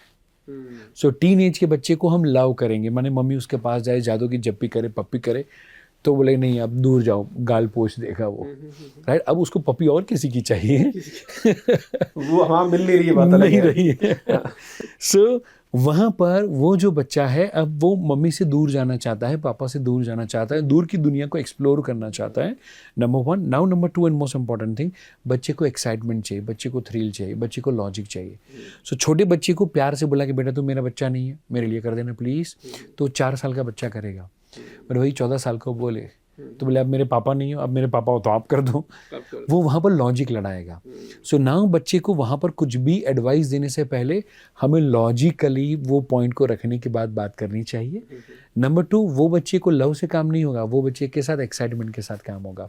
आपने देखा होगा ज़्यादातर रेसिंग करते हैं, फुल स्पीड से कार या टू व्हीलर चलाते हैं या स्मोकिंग, वो सारी चीज़ों में बच्चों को क्या मिलता है, एक्साइटमेंट मिलता है। मैं कहना चाहता हूँ मम्मी पापा टीनेज बच्चों को यदि कंट्रोल करना चाहते हैं, उनको पॉजिटिव एक्साइटमेंट दो। पॉजिटिव एक्साइटमेंट इज़ व्हाट, ये सपोज वीकेंड में हम बच्चे को ऑलरेडी मूवी के लिए लेके जाने वाले थे, अब हफ्ते पहले बोलो मत, फ्राइडे रात को या शाम को उसको बोलो कि चल बेटा तैयार हो जाओ। एंड वो जब तैयार होने के लिए जाए बोले अरे तेरा वो जो फेवरेट जीन्स है ना, तेरा फेवरेट वही तू पहनना है, एकदम ब्रांडेड जो उसको पसंद हो। उसको टोका टाकी ना करे, बट इंस्टेड उसको जो चाहिए वो, और तेरे लिए उसके ऊपर रेड टी शर्ट तू बोल रहा था ना, मैं देख लेकर आया हूँ, तू जा अंदर चेक कर, तेरे लिए सरप्राइज है। Now he is feeling excited. तो बोलेगा कहाँ पे जाना है, क्या मुझे तैयार होने के लिए बोल रहे हो, वो सरप्राइज है तेरे लिए। एंड देन आफ्टर जब हम रास्ते में हो तब हम बोले कि बेटा सो एंड सो हीरो तेरा फेवरेट है ना, उसका हमने नाइट शो की टिकट बुक कराई है एंड हम अभी पिज्ज़ा खाएंगे एंड देन आफ्टर पर्टिकुलरली हम क्या करने वाले हैं, मूवी देखने वाले हैं एंड फिर हम लॉन्ग ड्राइव पे जाएंगे। नाउ बच्चे को एक्साइटमेंट मिल रहा है, बट दोस्तों के साथ नेगेटिव नहीं, सिगारेट के साथ या शराब के साथ नहीं, बट अपने मम्मी पापा के साथ पॉजिटिव यहाँ पर एक्साइटमेंट मिल रहा है। मे बी मॉल में कार पार्क करी, लिफ्ट तक पापा बोले चल बेटा भागते हैं, रेस करते हैं, कौन पहले लिफ्ट तक पहुंचा। पता है कि बच्चा ही पहले पहुंचने वाला है, बट जब वो बच्चा वो रेस के अंदर भागेगा एंड वो जीतेगा एंड पापा हारेंगे, उसको एक्साइटमेंट फील होगा। वो बच्चा जब ट्यूशन से घर पे आए, महीने में एक बार या 2 महीने में एक आध बार उसके लिए उसको जो फेवरेट ब्रांड पसंद हो उसका टी शर्ट ले एंड उसके काइंड ऑफ स्टडी टेबल के अंदर डाल दे, गिफ्ट पैक करा के, एंड उसको उसके ऊपर लिखे we love you, we are proud of you बेटा, एंड उसके अंदर डाल दिया। अब उसके अंदर कोई अपेक्षा ही नहीं थी, वो बोरिंग तरीके से स्कूल से आया या ट्यूशन से आया एंड पढ़ने के लिए बैठने वाला था, एंड जैसे उसने ड्रॉअर खोला अंदर कुछ गिफ्ट मिला, एंड जब वहाँ पर टी शर्ट मिलेगा, उसका फेवरेट टी शर्ट मिलेगा, वो दौड़ता हुआ जाएगा, मम्मी पापा को जादू की जप्पी करेगा। सो ये एज में बच्चों को एक्साइटमेंट चाहिए, and as a mother as a father number 1 हमारा काम है बच्चों को एक्साइटमेंट दे। Number 2 and most important thing कहना चाहूँगा कि उसको एक्साइटमेंट मिल गया, ना बच्चे को पैसा कमाना सिखाएं। मम्मी पापा बोलते अभी तो बच्चा छोटा है, मैं बोलता हूँ उसके दोस्त उसको पैसा खर्च करना सिखाए, उससे पहले आप पैसा कमाना सिखाओ। एंड इसके लिए गुजराती के अंदर पूरी कहावत है, मैं थोड़ा हिंदी में करते हुए बाहरे बुद्धि आ जा, उसके बाद में हम हिंदी कर लेंगे, ठीक है। सो गुजराती के अंदर कहावत है जो कहती है बारे बुद्धि सोड़े शान वीसे वान तोज मड़े 25 से परिणाम, राइट? मैंने पूरा ये हिंदी में बताया, अच्छा ठीक है। सो 12 साल पे बच्चे में बुद्धि आएगी, टेक्निकली टीन एज में जाएगा एंड सेल्फ अवेयरनेस आएगी, आई मी माई सेल्फ बच्चे के अंदर आएगा। वो 4 साल का बच्चा उसको गुस्सा कर दिया, 4 मिनट के बाद आपकी गोदी में आके बैठ जाएगा, बट 12 साल का बच्चा उसको गुस्सा किया, 2 दिन के बाद आपको मनाने जाना पड़ेगा। अब उसके अंदर आई मी माई सेल्फ आना शुरू हुआ। सो बच्चे के अंदर 12 साल पे जब बुद्धि आती है, खुद के बारे में सोचना शुरू करता है, एंड तब उसको यदि हम राइट डायरेक्शन दें तो 16 पे आती है शान। शान is what to do and not to do in their life. And मैं आपको बताऊं, सारे राजाओं का राज्याभिषेक 16 साल पे होता था। मैंने रिसर्च किया है, 1085 जीनियस लोगों की लाइफ का स्टडी किया हुआ है। एंड तब गूगल नहीं था जब मैंने पेरेंटिंग की बुक लिखी थी, एंड तब ना ही यूट्यूब और चैट जीपीटी हुआ करता था। तो 2.5 साल लगे थे मुझे। एंड उसके बाद में मैं ये कहावत को डिकोड कर पाया। एंड एज अ पेरेंट हमें आज के मॉडर्न समय में ये चीज़ को कैसे यूज़ करना चाहिए, उसका पूरा सिस्टम हमने डेवलप किया है। सो 16 साल पे सारे राजाओं का राज्याभिषेक होता था। अब बिल गेट्स की लाइफ को देख ले, वॉरेन बफेट की लाइफ को देख ले, मुकेश अंबानी, धीरूभाई अंबानी, जमशेदजी टाटा, स्वामी विवेकानंद, प्रमुख स्वामी महाराज, कोई भी स्पिरिचुअली, सोशली, फाइनेंशियली जो भी एक्स्ट्राऑर्डिनरी बंदे हुए हैं, वो सभी लोगों ने अपने काम की शुरुआत 15-16 पे करी होगी। सचिन का डेब्यू भी 16 में हुआ था। Sachin, yes definitely, right. So now वो जब 16 साल पे उसको पता चल जाता है called what to do and not to do. Psychology के पॉइंट ऑफ व्यू से कहूँ, आइडेंटिटी क्राइसिस खत्म होना चाहिए। सो बच्चे को बचपन में जो प्यार घर में मिला, वो प्यार 10-12 साल के होने के बाद वो बाहर दुनिया में ढूंढ रहा है। एंड उसको पता नहीं चल रहा है कि घर में जो रिस्पेक्ट मिल रहा था बाहर वाले लोग भाव नहीं दे रहे। तो मैं ऐसा क्या करूं? मैं पेंटर बनूं, मैं डॉक्टर बनूं, मैं सीए बनूं, मैं मोटिवेशनल स्पीकर बनूं, मैं आर्ट करूं, या मैं क्या करूं कि दुनिया वाले भी मेरी वाहवाही करें। That is called identity crisis. And वो बच्चे का 16 साल से पहले खत्म हो जाना चाहिए। जो ज्यादातर आज 25 और 27 साल की एज पे भी ढेर सारे लोग हमारे पास आते हैं, जिंदगी भर ज्यादातर लोगों का चलता रहता है। जो पहले का पेरेंटिंग उतना पावरफुल था कि 16 साल पे तो राज्य चलाने के लिए राज्याभिषेक हो जाता था। एंड मम्मी पापा वनवास के लिए निकल सकते थे बड़े आराम से। यदि वो होगा तो मिलेगा वी से वान। वान is what? Makeover, attitude, attire, desire, behaviour, thought process and the belief वैसी सॉलिड होगी कि वो बच्चा यदि सीए बनना चाहता है तो 20 साल पे वो वैसा होगा कि उसको मिलने के बाद आप बोलेंगे अरे यार मेरी कंपनी में सीए की ज़रूरत है, आप मेरे वहाँ पर आओगे क्या, राइट? अब उस तरीके से उसको ट्रीट करोगे या उस तरीके से मानना शुरू करोगे कि he is actually A CA person, right? या आर्किटेक्ट है, या वैसा फीलिंग आ जाना चाहिए। एंड जब वो 20 साल पे हैं तो मिलेगा 25 पे परिणाम। एंड 25 पे परिणाम माने आप सारे लोगों की लाइफ को स्टडी करेंगे, 25 तक वो सक्सेसफुल हो चुके थे। And before 30 they all were करोड़पति, इधर स्पिरिचुअली और सोशली और फाइनेंशियली। सर आपने कहा कि 16-17 साल की उम्र में आदमी जनरली फिगर आउट कर लेता है कि उसे क्या जिंदगी में करना है क्या नहीं। पहले भी ऐसा होता था, लेकिन आपको नहीं लगता कि आज जो बहुत कम उम्र में बच्चे सोशल मीडिया में घुस गए हैं और अटेंशन इतनी फ्रेगमेंटेड हो गई, एक चीज़ देख रहे हैं दूसरी देख रहे हैं, और फिर इतनी इंप्रेशनेबल एज भी होती है कि अगर हमें लगता है इंस्टाग्राम पे हम लगता है कि यार फलाना आदमी तो इस तरह के रील बना के पॉपुलर हो गया, फिर हम ये नहीं देख रहे हैं कि मेरा टैलेंट क्या है। हो सकता है भगवान ने मुझे टैलेंट साइंटिस्ट बनने का दिया हो, फिर हमें लगता है हम भी कॉमेडी की रील बनाए। तो ये जो सोशल मीडिया के इंप्रेशन में आके आदमी खुद अपनी रियल आइडेंटिटी डिस्कवर नहीं कर पा रहा, और चूंकि एक ब्रेक भी सोशल मीडिया से नहीं ले पा रहा कि खाली दिन में आधा घंटा 20 मिनट रहें, कहीं जाएं, घूमें फिरें, तभी रियलाइज हो कि हम क्या हैं। उसने कितना नुकसान किया उस लिहाज से सोशल मीडिया ने कि आप उसी में घुसे हैं, वहीं पर जो देख रहे हैं उसी से अपने बारे में भी राय बना रहे हैं, वैसा बनने की कोशिश कर रहे हैं, सोच ही नहीं रहे कि आप तो वैसे है ही नहीं। इसमें पहली चीज़ जो कहना चाहता हूँ, वही बच्चा सोशल मीडिया की लाइक के पीछे भागता है जो बच्चे को रियल लाइफ में मम्मी पापा और फैमिली से लाइक ना मिलती हो, राइट? सो सबसे ज़्यादा इम्पॉर्टेंट इसीलिए मम्मी पापा का बच्चे को अप्रिशिएट करना, मम्मी पापा का बच्चे की खूबी को देखना, एंड बच्चे को वो खूबी को लेकर उसकी तारीफ करना, वो मम्मी पापा का बेहद ज़्यादा ज़रूरी है। इसलिए जो हमने पहले बात करी कि कमी को सुधारना नहीं, खूबी को निखारना वो माता पिता का काम है। एंड दुनिया वो नहीं करने वाली, वो काम सिर्फ और सिर्फ माता पिता कर पाएंगे। Now second thing, social media सही या गलत वो हम डिसाइड करें उससे पहले हम वो देखें कि सोशल मीडिया 18 साल से छोटे बच्चों के लिए है ही नहीं। वो जब 18 साल से छोटे बच्चों के लिए नहीं है, वो जब हम उसको पहले दे रहे हैं, फिर तो मे बी सोशल मीडिया हो या शराब हो या ड्रग्स हो, बात एक ही हो गई।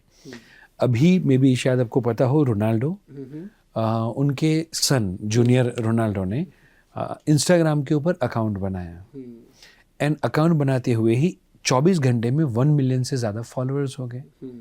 एंड जैसे ही पापा को ये पता चला, एट दिस लेवल पापा ने बच्चे का इंस्टाग्राम का अकाउंट डिलीट करवाया, फ़ोन ले लिया एंड उसको कहा कि ये जो 1 मिलियन 24 घंटे में हुए हैं वो जिसके कारण हुए हैं वो कारण पे ध्यान दो।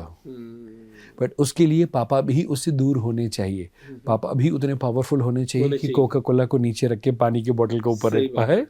उतना गट वो पापा के अंदर भी होना चाहिए। एंड मे बी शायद इलॉन मस्क की माता को आप देखिए, शायद आपको पता हो, at this age she is model. उन्होंने अभी थोड़े समय पहले, क्योंकि आपका भी लिखने में इंटरेस्ट है, उन्होंने थोड़े समय पहले उनकी बुक पब्लिश हुई एंड वो रैंप वॉक करते हैं। एंड एट दिस एज यदि आप उनकी माता को यदि इंटरव्यू के जरिए या कहीं पर भी आप देखेंगे तो उतनी ज़्यादा स्माइलिंग, उतनी ज़्यादा पॉजिटिव, उतनी ज़्यादा हैप्पी कि लगेगा कि हाँ ये माता है तो बच्चा इलॉन मस्क जैसा हो ही सकता है। राइट, सो ओरिजिनल कॉपी होगी वही जेरोक्स कॉपी में आएगा।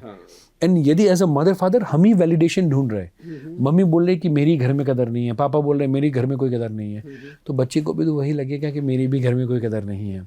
बिकॉज ऑफ दैट वो सोशल मीडिया के पीछे जाता है। सो पहली चीज़ जो मुझे लगती है, हम बच्चे की जो खूबी है उसको देखें, उसको निखारने के लिए हम स्किल डेवलपमेंट प्लान बनाएं। सो जो टैलेंट है ना वो कभी भी पैसा कमा के नहीं देगी। एंड किसी भी व्यक्ति को हम टैलेंट के बदले में पैसा नहीं देते। Talent into skill, talent into skill. मेरे पास पेरेंटिंग का नॉलेज है पर फिर भी लोग मेरे पेरेंटिंग के लिए मुझे पैसा नहीं देंगे।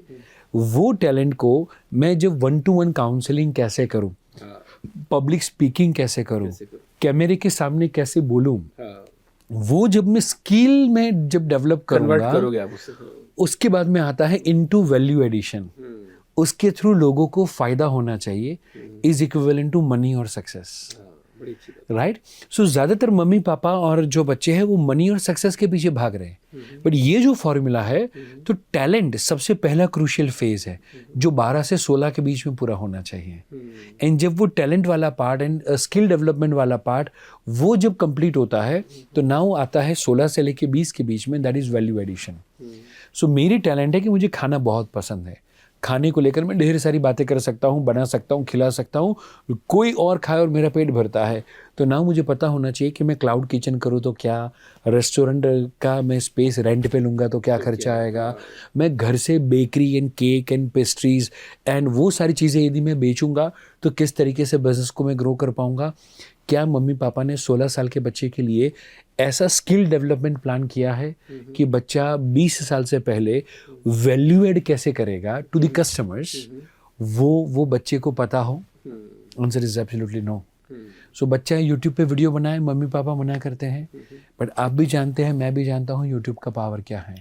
बच्चा गेमिंग इंडस्ट्री में आना चाहता है, मम्मी पापा मना करते हैं, बट फॉर योर इन्फॉर्मेशन मैं आपको बताना चाहता हूँ बॉलीवुड एंड हॉलीवुड कंबाइन करें, IPL and FIFA world cup combine करें, उससे बड़ी इंडस्ट्री अभी वो हो चुकी है ई स्पोर्ट्स इंडस्ट्री। इतनी बड़ी इंडस्ट्री है ना, जब मैं मम्मी पापा को बोलूँ कि FIFA world cup and IPL से बड़ी इंडस्ट्री है, बॉलीवुड एंड हॉलीवुड से बड़ी इंडस्ट्री है, एंड अभी भी ज़्यादातर लोगों में अवेयरनेस नहीं है, क्या वहाँ पर बच्चे को भेजना चाहेंगे? बोलेंगे ज़रूर से हाँ। मैं बोलता हूँ वो ई स्पोर्ट्स इंडस्ट्री है, गेमिंग इंडस्ट्री है, तो बोले नहीं तो बच्चा नहीं करना चाहिए। सो नाउ मम्मी पापा वो जो जानते थे, वो जो समय था वो बहुत पुराना, वो बदल गया। हमें एज अ मदर फादर हमें नए तौर तरीके, रहन सहन, खान पीन, पीने के सब हमने सीखे। तो पेरेंटिंग के लिए भी हमें न्यू पेरेंटिंग सिस्टम चाहिए, कुछ नया हमें सीखने के लिए टाइम बिताना पड़ेगा। तो आप कह रहे हैं कि पेरेंटिंग कोई ऐसी चीज़ नहीं है, जैसे हमने शुरू में भी कहा कि चूंकि आपके एक बच्चा हो गया और आप उसको बड़ा करना है कि चलो ये तो हो ही जाएगा, उसके पीछे एक सोच विचार है, एक साइंस है, और आपको उसको समझना है उसे वो क्या कंज्यूम कर रहा है, भले ही वो खाने में क्या कंज्यूम कर रहा है या देखने में क्या कंज्यूम कर रहा है, आपकी उस पर एक नज़र होनी चाहिए। 100%। एक 20-25 लाख की गाड़ी के लिए भी क्या हम सीधा रोड पे ले जाते हैं? हाँ, टेस्ट ड्राइव, उसके लिए टेस्ट ड्राइव होता है, ट्रेनिंग होता है, टेस्ट ड्राइव होता है, लाइसेंस होता है। तो डोंट यू थिंक एक बच्चे को रोड पे भेजने से पहले मम्मी पापा का भी टेस्ट ड्राइव होना चाहिए? हाँ।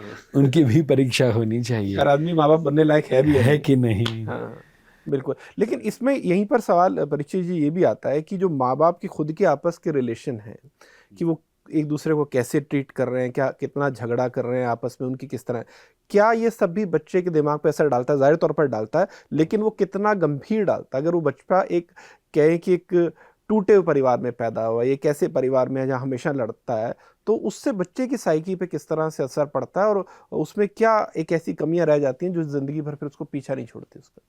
Very good. और साथ ही साथ में मुझे लगता है इसके सॉल्यूशन के ऊपर भी बात करनी ज़रूरी है, बिकॉज आज मोर देन 80% प्लस फैमिलीज वैसे होंगे कि जहाँ पर बच्चों ने अपने मम्मी पापा के झगड़े या तू में या आर्ग्यूमेंट या डिसएग्रीमेंट को शायद कहीं ना कहीं पे देखा होगा या महसूस किया होगा।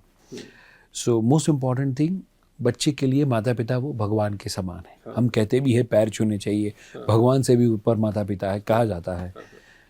मैं कहना चाहता हूँ, सोचे कोई व्यक्ति अपने भगवान, ईश्वर, अल्लाह, गॉड जिसको भी मानते हैं, उन्हीं को आपस में लड़ते हुए देखें, तो क्या उनके प्रति वो श्रद्धा, उनके प्रति वो विश्वास, उनके बातों को फॉलो करने की इच्छा होगी? Answer is absolutely no. वो बच्चे ने बचपन से जब ये सारी चीज़ें देखी है, इसीलिए वो बच्चा बड़ा होने के बाद मम्मी पापा की बातों को सुनना नहीं चाहता। क्यों वो लड़के ऐसा बोलता है कि हम हमारे तरीके से गर्लफ्रेंड बॉयफ्रेंड ढूंढ लेंगे, हमारी तरीके से शादी करेंगे? क्यों? क्योंकि बच्चे ने बचपन से देखा है कि मम्मी और पापा को अपनी पसंद ही पसंद नहीं है। तो अब मेरी पसंद को पसंद कैसे जब करें? अपना ही रिश्ता सॉर्ट आउट नहीं कर पाए तो मेरे लिए रिश्ता क्या ढूंढेंगे? कैसे ढूंढेंगे? एंड इसीलिए बच्चा वो खुद में खुद करना चाहता है। एंड कई बार मैं कहना चाहता हूँ कि मम्मियाँ मम्मी बनने के बाद वाइफ बनना भूल जाती हैं, एंड पापा बनने के बाद हस्बैंड बनना भूल जाते हैं। मैं कहना चाहता हूँ हमारा रोल पहले एज अ हस्बैंड के तौर पे है, फिर पिता के तौर पे है। एंड इसीलिए मम्मी को पापा बुलाए, हस्बैंड बुलाए और बच्चा बुलाए, दोनों बोले कि खाना दो, तो पहले हस्बैंड को देना चाहिए। और बच्चा वो देखना चाहिए कि माँ पापा को रिस्पेक्टफुली ट्रीट करती है। एंड बच्चा वो देखना चाहिए कि मैं रोऊं और मम्मा नाराज़ हो तो पापा पहले मम्मा को मनाने जाते हैं। तो वो बच्चे की marriage life in future happy और हेल्दी होगी। एंड वो जब देखता है कि पापा मम्मा को सबसे ज़्यादा रिस्पेक्ट करते हैं, तो गारंटी के साथ कहना चाहता हूँ वो बच्चा मम्मी के लिए डिसरिस्पेक्टफुल कभी हो ही नहीं सकता। क्योंकि उसने देखा है कि पापा तू तड़क से बात करते हैं, हमेशा आप कह के नहीं बुलाया जाता, तू कह के बुलाया जाता है। एंड इसीलिए वो बच्चा भी बचपन से वही चीज़ को फॉलो करता है। सो पहली चीज़ कहना चाहूँगा, as a husband as a wife, हम हस्बैंड एंड वाइफ पहले हैं, माता पिता बाद में हैं। यदि रिश्ते अच्छे रहे तो बच्चे तो दूसरे भी निकल जाएंगे। लेकिन आपको नहीं लगता कि आजकल परीक्षित जी जिस तरह की ज़िंदगी लोगों की हो गई है कि अगर मैं एक वर्किंग लेडी की भी बात करूँ, उसे लगता है कि मैं सुबह अपने काम पे जाती हूँ, उससे पहले बच्चों को स्कूल छोड़ती हूँ, फिर मैं 7-8 बजे वापस आती हूँ, हो सकता है घर पे मेड भी हो खाना बनाने के लिए, लेकिन उसके बाद उसे गिल्ट ही होता है कि मैंने दिन भर बच्चों को टाइम नहीं दिया। स्कूल कितना भी अच्छा हो, लेकिन माँ बाप को 1 घंटा तो खुद लेकर बैठना ही पड़ता है। और उसके बावजूद एक हस्बैंड भी है घर पे जिसकी उम्मीद है कि मैं भी तो दिन से थका आया हूँ, मुझे भी तो तुम 15-20 मिनट दो। लेकिन लेडी को लग रहा है कि ये मुझसे एक्सपेक्ट क्या कर रहा है, ये क्यों नहीं समझ रहा कि मैं कितनी थकी हुई हूँ। तो वो जो सारा सिनेरियो जो इतना स्ट्रेस देने वाला है, आपको क्या लग रहा है उससे डील करने का तरीका क्या है? ऐसे सिचुएशन में हस्बैंड एंड वाइफ पहले एक दूसरे को प्रायोरिटी दें, फिर बच्चे को। बच्चे को आप प्रायोरिटी दे रहे हैं बट आउट ऑफ फ्रस्ट्रेशन दे रहे हैं। एंड बच्चे को 4 घंटे दिए आउट ऑफ फ्रस्ट्रेशन, उससे अच्छा डोंट यू थिंक कि हम एक दूसरे को टाइम दें, हस्बैंड एंड वाइफ एक दूसरे के साथ खुश हो, और फिर 1 घंटा भी यदि बच्चे को देंगे तो वो 1 घंटा 4 घंटे से ज़्यादा का आउटपुट निकाल के देगा। बिकॉज जब आप हैप्पी होंगे तो वो हैप्पी वाइब्रेशंस बच्चे में जा रहे हैं। एंड इसीलिए कोई भी सिचुएशन हो, और ज़्यादातर मम्मी पापा दोनों वर्किंग है, तो वहाँ पर मम्मी एंड पापा को एक दूसरे का ध्यान सबसे पहले रखना है। बच्चा जब वो देखेगा तो वो मम्मी एंड पापा को रिस्पेक्ट करना शुरू करेगा। इन एनी सिचुएशन आर्ग्यूमेंट हो, इन एनी सिचुएशन डिसएग्रीमेंट हो, तो हम क्या कर दें, डिवाइड एंड रूल। जैसे फाइनेंस का डिपार्टमेंट है, मार्केटिंग का डिपार्टमेंट है, एचआर का डिपार्टमेंट है, हमने डिवाइड कर दिया है। नाउ वो व्यक्ति एचआर वाला एचआर में बेस्ट परफॉर्म कर पाएगा तभी जब उसको अथॉरिटी एंड रिस्पॉन्सिबिलिटी दोनों साथ में दी जाए, राइट। तो नाउ हम क्या करें, मम्मा सपोज होमवर्क को लेकर देखेगी तो मम्मा जो कहेगी घर के अंदर वही rule full and final about homework, about study. मम्मा ने बोला पापा बच्चे को मैथ्स कराओ, तो फिर पापा को अपना दिमाग नहीं लड़ाना है, वहाँ पर मम्मा ने जो कहा वो सारे फैमिली मेम्बर फॉलो करेंगे। नाउ पापा ने डिवाइड एंड रूल में डिसीजन लिया हुआ है कि he will take care for the sports and physical activity. तो नाउ यदि बच्चा बोलता है, पापा बोलते हैं कि बच्चे को फुटबॉल में डालो या टेनिस में डालो, तो वहाँ पर और किसी का मिनमेक नहीं आना चाहिए। ज़्यादातर हमारी एनर्जी जो पावर स्ट्रगल है ना, पावर स्ट्रगल उसी में सबसे ज़्यादा चली जाती है। एंड इसलिए यदि मम्मी पापा और मैं भी दादा दादी है, हम सब साथ में मिलते हुए एक बार बैठे जब बच्चा ना हो, एंड हम डिसाइड कर ले कि कौन कौन सी जिम्मेदारी निभा सकता है। दादा दादी कहानी, मंदिर में ले जाना, गाय को घास खिलाना, बच्चे को संस्कार देना, ये सारी जिम्मेदारी ले ले। एंड सब साथ में मिलकर ऐसा डिसाइड करे कि मम्मी जब स्कूल या ऑफिस से जब घर पे आती है, पापा जब आते हैं, दोनों थके हुए होते हैं। वही टाइम पे दादा दादी बच्चे को या तो गार्डन में लेके चले जाएंगे, या तो उस समय पे दादा दादी होंगे जो बच्चों को कहानियों में एंगेज रखेंगे। एंड मम्मी पापा रिलैक्स हो, थोड़े फ्रेश हो, जब उनके पास फिर से एनर्जी गेन हो, उसके बाद में बच्चों को मम्मी पापा के पास छोड़ेंगे। फिर दादा दादी वॉक करने जाए या टहले या अपना जो भी काम करना है वो करे। हम जब टीम वर्क करेंगे तो कोई भी परिस्थिति के अंदर हम बच्चों को बस परवरिश दे पाए। एंड अल्टीमेटली हमें बच्चे को देखना है, उसके डेवलपमेंट को देखना है। एंड जब हम ईगो को साइड पे रखेंगे, पावर स्ट्रगल को साइड पे रखेंगे, एंड क्या सही है वो देखेंगे, मैं सही हूँ वो नहीं, वो गलत है वो नहीं, क्या गलत है और क्या सही है, उतना हम देखना शुरू करें।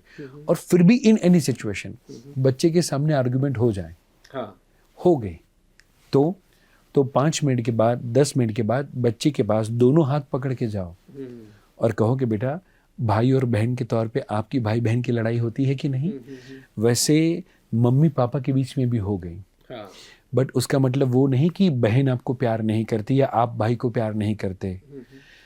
जैसे आप दोनों के बीच में प्यार है, बट प्यार में लड़ाई झगड़ा होता रहता है, वैसे कभी कभी मम्मी पापा के बीच में भी प्यार होने के बावजूद भी लड़ाई झगड़ा होता है। बट देखो बेटा, अब वो हमारे मन में कुछ भी नहीं है। अरे देखो, मैंने मम्मा को जादू की झप्पी दे दी, मम्मा ने जादू की झप्पी दे दी, चलो हम फैमिली हक करते हैं।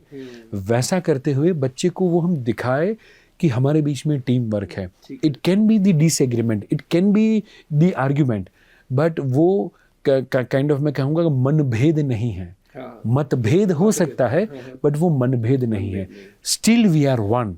जब बच्चा वो देखेगा तो बच्चा अपने आप उतना रिस्पॉन्सिबल हो जाएगा, उतना हैप्पी होगा, उतना मम्मी पापा को रिस्पेक्टफुल होगा कि मम्मी पापा को जो मैनेजमेंट में जो टाइम बिताना पड़ता है ना, वो बिताना ही नहीं पड़ेगा। बड़ी अच्छी आपने बात की।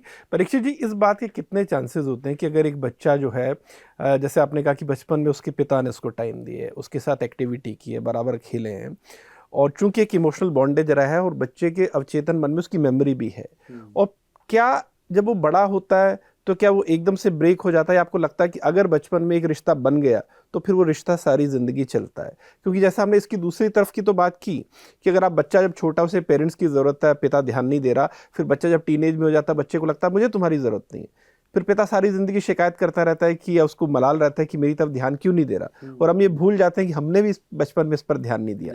लेकिन आपको लगता है कि अगर बच्चे के जो फॉर्मेटिव ईयर्स हैं, अगर उसमें पेरेंट्स प्रॉपर ध्यान देते हैं, अगर पिता के साथ उसका एक इमोशनल बॉन्डेज होता है, साथ में कोई एक्टिविटी की है, तो फिर ये जो धागा है ज़िंदगी भर बना रहता है? 100%।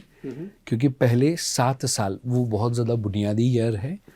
एंड मैं आपको सिंपल सी बात कहूँ, वो पहले 7 साल भले शायद मेमोरी में ना हो, मेमोरी में कि हमने मम्मी की गोदी में कितनी बार सुसु करी, कितनी बार पॉटी करी, कितनी बार मम्मी ने हमको प्यार दिया, वो हमें याद नहीं होगा, पर फिर भी वो प्यार की इमोशंस हमारे अंदर रहते हैं। एंड बिकॉज ऑफ दैट, आज जब भी किसी भी व्यक्ति से हमें प्यार होता है, अनकंडीशनल रियल लव, तो हम उसको सोना, बाबू, मोना, गुड्डू ऐसे बचकाने नामों से बुलाएंगे और उनके साथ बचकानी हरकत करना चालू करेंगे। एंड वो जो कर रहा है वही सही प्यार कर रहा है। जो बड़ी बड़ी बातें कर रहा है, वो जो शो ऑफ कर रहा है, इम्प्रेस करने की कोशिश कर रहा है, उसका intention is not love but to impress and have some relationship. उसकी मेमोरी में जो प्यार है, फर्स्ट मेमोरी जो उसकी है, वो यही वाली है, वो यही वाली है, वही है। एंड इसीलिए वो बच्चे को जितना ज़्यादा जादू की झप्पी मिला होगा, हग मिला होगा, मम्मी पापा ने उसके साथ खेला होगा, अब वही वैसा ही क्वालिटी टाइम अपने लाइफ पार्टनर को देगा। वो व्यक्ति के अंदर उतना परमानेंट अवचेतन मन में, सबकॉन्शियस माइंड में घुस चुका है कि ये व्यक्ति जब बड़ा होगा और उसके घर पे बेटा बेटी जब आएंगे तो वो भी दुनिया को जितना बेस्ट ऑफ यू देता है, उसको पता है कि मेरे पापा ने भी मुझे बेस्ट ऑफ यू दिया था, वो भी अपने बच्चे को बेस्ट ऑफ यू देगा। एंड इसीलिए आपका राइट पेरेंटिंग करना वो सिर्फ एक बच्चे को नहीं, बच्चे के बच्चे को और बच्चे के बच्चे को भी सुधार रहा है।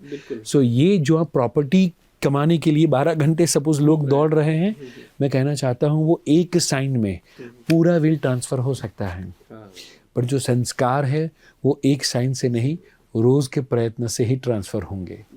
उसके लिए हमें कोशिश करनी बेहद ज़्यादा ज़रूरी है। बिल्कुल, ताकि परीक्षित जी, अब मुझे लग रहा है कि एक ऐसा विषय जिस पर बहुत ज़्यादा चुनौती हर किसी के लिए रहती है और आपके सामने भी आती होगी, कि जब बच्चे बड़े होते हैं, टीनेज में एंटर करते हैं और हार्मोनल चेंजेस होते हैं, वो अपने आप को फील करते हैं, न लड़का लड़की की तरफ अट्रैक्ट होता है, लड़की लड़के की तरफ होती है, और फिर वो थोड़े कह सकते हैं कि वो थोड़े अकेले भी हो जाते हैं, है ना। तो माँ बाप के लिए बड़ा उस वक्त चैलेंज होता है कि बच्चों को ये सब चीज़ें, इसे कैसे एड्रेस करें। और चूंकि हमारा भारतीय समाज कह सकते हैं कि अभी भी काफ़ी हद तक थोड़ा उस मायने में कंजर्वेटिव है, या हमें खुद नहीं उसकी ट्रेनिंग है कि हम उसे कैसे बच्चे को एड्रेस करें, तो उस वक्त माँ बाप की क्या अप्रोच होनी चाहिए, आप क्या सलाह देते हैं ऐसे में? क्योंकि थोड़ा मुश्किल और जटिल टॉपिक है, लेकिन इसको एड्रेस करना ज़रूरी है। सो दो सिचुएशन होती है, एक कि या तो अट्रैक्शन हो, या फिर नंबर 2 जो दूसरे फ्रेंड्स होते हैं वो बैड वर्ड्स वगैरह सिखा देते हैं, एंड वो बच्चा जब बोलना शुरू करता है तो फिर मम्मी पापा के लिए बड़ा शॉकिंग होता है, राइट। सो पहली चीज़ जो आपने बताई अफेक्शन या अट्रैक्शन है, या जिसमें हर तरह की चीज़ है, चूंकि आप में हार्मोनल चेंजेस हो रहे हैं तो आप हर तरह से अट्रैक्ट हो रहे हैं। हाँ, सो नाउ जब भी ऐसा होता है तो पहले खुश हो जाओ कि बेटा या बेटी नॉर्मल है। आजकल क्योंकि ऐसे नॉर्मल केसेस देखने को मिल जाए, मैंने थोड़ा जोक था, शायद आपने सुना हो, पहले कहते थे कि हमारी ही कम्युनिटी हो उसी के अंदर शादी होनी चाहिए, फिर होता था हमारी बराबरी के अंदर हो जाए तो भी काफ़ी है, फिर होता है थोड़ा बहुत आगे पीछे हो बट हो जाए, बट अब बोलते हैं लड़की हो और शादी हो जाए, राइट, तो वो नॉर्मल है। तो नाउ मैं कहना चाहता हूँ जब भी ऐसा होता है तो खुश हो जाओ कि बच्चा नॉर्मल है। जो बच्चा छोटा था, पढ़ने के लिए आपके पीछे पीछे घूमता था, वही बच्चा जब रूम का दरवाज़ा बंद करके अकेला पढ़ने के लिए बैठता है तो समझ लो कि बच्चा बड़ा हो चुका है। अब आम धीरे धीरे पक रही है, अब इसका पेड़ से अलग होने का समय आया हुआ है। सो मैं पहली चीज़ जो कहना चाहता हूँ in that situation, as a mother, as a father, हम रिलैक्स हो जाए कि this is a part and parcel of the life, very first thing. Now second and most important thing, बच्चा है तो पापा उसके साथ डेट पे जाए, बेटी है तो मम्मा उसके साथ अकेले पे डेट पे जाए।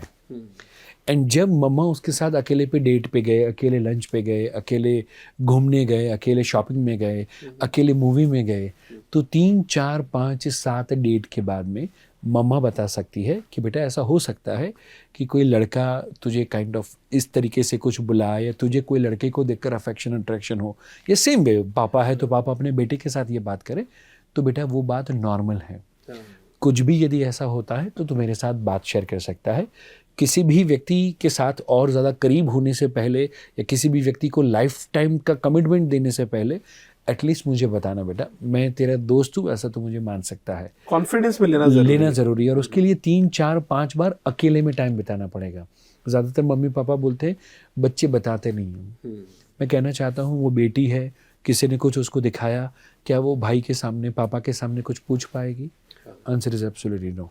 बेटा है, मम्मी के सामने, बहन के सामने क्या कुछ पूछ पाएगा कि मेरे दोस्त ने मुझे ये दिखाया है? नहीं होगा। हमें वो राइट एनवायरनमेंट तैयार करना पड़ेगा specifically for the teenagers. And बेटी पीरियड में होती है, बेटा भी होता है, बट दोनों की शरीर की प्रकृति अलग अलग है। बट जब वो होती है तो घर में सपोर्ट सिस्टम शुरू हो जाता है। एंड जब ये बच्चा कुछ अलग ऐसा कोई काम करना शुरू करता है, या बाथरूम में ज़्यादा टाइम बिताता है, या कोई ऐसा फोटो या वीडियो समथिंग कुछ ऐसा आ जाता है, तो उसको एज ए क्रिमिनल के तौर पे बहुत ज़्यादा उसको क्योंकि आप एक ऐसी चीज़ के लिए उसके अंदर गिल्ट की फीलिंग पैदा कर रहे हैं जो नेचुरल है। तो यहाँ पर ये है कि खुद आपको भी क्लैरिटी होनी चाहिए कि नहीं, ये स्वाभाविक है, ये स्वाभाविक है। एंड जब वहाँ पर पापा ने उसके साथ टाइम बिताया है ना 1 to 1, तब जाके 3, 4, 5 मीटिंग के बाद बच्चा वो खुल के अपने पापा के साथ वो चीज़ बात कर पाएगा। एंड मेरा ये मानना है कि जो समय पे बच्चे को भी, जैसे बेटी को भी वो सिंपैथी मिलती है, वैसे ही सिंपैथी उस समय पे पापा की ओर से बेटे को भी मिलनी शुरू हो जाए, तो गारंटी के साथ जो कहा जाता है कि बेटी है वो ज़िंदगी भर अपनी, और बेटा शादी होता है तब तक अपना, शायद वहाँ पर टीन एज के अंदर जो बच्चे को वो जो ट्रीटमेंट मिली हुई है ना, उसको जो गिल्ट फील करवाया गया है, उसको जो छोटा महसूस करवाया गया है, उसको जो बुरा महसूस करवाया गया है, बिकॉज ऑफ दैट बच्चा वो इमोशनली डिटैच हो जाता है from the mother father. And after that वो शादी हो गई, खुद के पैरों पे खड़ा हो गया, तो फिर अब वो मम्मी पापा के साथ वो जो लगाव था वो नहीं क्योंकि रहता बच्चे को शायद ये लगा कि उसकी लाइफ में एक सिचुएशन आई और उसकी सपोर्ट करने वाला हाँ कोई नहीं था, या कोई उसको एड्रेस करने वाला नहीं था, और फिर बच्चा मतलब सीधे तौर पर नहीं भी उनको आरोपी अपराधी मान रहा, लेकिन उसे ये तो लगता है कि हाँ मैं अकेला था उस वक्त। एंड ये चीज़ को I think oh my god something 2 में अक्षय कुमार का जो मूवी आया था, उसके अंदर ये चीज़, यही टॉपिक को लेकर पर्टिकुलरली पूरा मूवी बनाया गया था, कि जहाँ पर ये चीज़ को लेकर अवेयरनेस आए। बिल्कुल, तो आपका कहना है कि इसमें माँ बाप का रोल है, लेकिन वही बात है कि माँ बाप भी उसको मैच्योर तरीके से हैंडल करें, ना कि उन्हें लगे कि नहीं बच्चा खुद डील कर लेगा, क्योंकि खुद डील करने की बड़ी चुनौतियाँ होती हैं फिर। एंड वहाँ पर उसकी गलत राह पे जाने के चांसेस बहुत ज़्यादा हैं, क्योंकि वो जब मम्मी पापा गाइड नहीं करेंगे तो वो किसको पूछेगा? दोस्तों को। एंड दोस्त भी वो सेम परिस्थिति से जूझ रहा है, तो वो उसको राइट डायरेक्शन कभी नहीं दे पाएगा। और इसीलिए मम्मी पापा को उसके साथ एटलीस्ट रहना, खड़े रहना, वो बेहद ज़्यादा ज़रूरी है। बिल्कुल। परीक्षित जी, चर्चा के आखिर में मुझे ना कुछ पंक्तियाँ याद आ रही हैं मार्क ट्वेन की, मैंने बहुत साल पहले कहीं पढ़ी थी, तो उन्होंने बड़ी अच्छी बात कही थी कि जो हस्बैंड वाइफ कभी एक दूसरे को नहीं समझ पाते, कल को ऐसे बच्चों को जन्म देते हैं जो बच्चे उन्हें कभी नहीं समझ पाएंगे, और वो बच्चे कल को खुद ऐसे माँ बाप बनेंगे जिनके बच्चे उनको नहीं समझ पाएंगे। तो ये सवाल मैं इसलिए आखिर में पूछ रहा हूँ क्योंकि सारा ताना बाना इस चीज़ से जुड़ा है कि आदमी का अपनी वाइफ से कैसा रिलेशन है, और वो रिलेशन अगर स्मूथ है तो फिर हम ऐसे बच्चों को जन्म देंगे, आज हमारे बच्चे ऐसे होंगे जो हमें समझेंगे, और कल को वो बच्चे भी खुद ऐसे पेरेंट्स बनेंगे। तो ये फिगर आउट करना कितना इम्पोर्टेंट है, कितना जल्दी है कि हमें बच्चे को जो बड़ा करना है उसका रास्ता क्या है, ये जो हमारे आपस में रिलेशन है उसमें किसी तरह की कोई कन्फ्यूज़न नहीं होनी चाहिए, कॉन्फ्लिक्ट नहीं होनी चाहिए, क्योंकि उस कॉन्फ्लिक्ट का सीधा असर बच्चे पर पड़ेगा और फिर आगे उस बच्चे की भी पूरी ज़िंदगी ख़राब हो सकती है। 100%। सो जस्ट यहाँ पर हम उतना खाली ध्यान में रखें कि हमें एक मुंह मिला है और 2 कान मिले हैं। तो हमारा जो करीबी रिश्ता है जिसको हम कहते हैं UCL, that is unconditional love. पूरी जो दुनिया है ना वो है CL, that is called conditional love. So air hostess से एकदम बड़ा प्यार से हंस के खिलाएगी, एकदम सर्व करेगी, बट उसको सैलरी ना मिले तो क्या वो फिर से आपको वेलकम करेगी? Answer is absolutely no. But at the very same time, as a father, as a mother, as a husband, as a wife, हमारा जो रोल है हमारे लिए बच्चों के प्रति, माता पिता के प्रति, वो UCL वाला है, अनकंडीशनल लव है। हम यदि खाली उतना देख ले कि दुनिया इज कंडीशनल लव, बट मुझे मेरे बच्चे को अनकंडीशनल लव देना है। जब स्कूल से कंप्लेन आए और वो माँ कहे कि तुझे लिखा गया है कि बेटा तू जीनियस है, तुझे स्कूल वाले नहीं पढ़ा सकते, तो आज से मैं पढ़ाऊँगी, और वो बच्चे के ऊपर ट्रस्ट करे, अनकंडीशनल लव दे, तो वो बच्चा बड़ा होकर थॉमस अल्वा एडिसन बन सकता है। राइट? तो उस बड़ा होने के बाद उनको रियलाइज़ हुआ कि जब मम्मा गई और फिर जब जो पूरी बुक सारा सामान निकाला, एंड जब उन्होंने चिट्ठी पढ़ी तो पता चला कि स्कूल से तो कंप्लेन आई थी कि आपका बच्चा डंप है।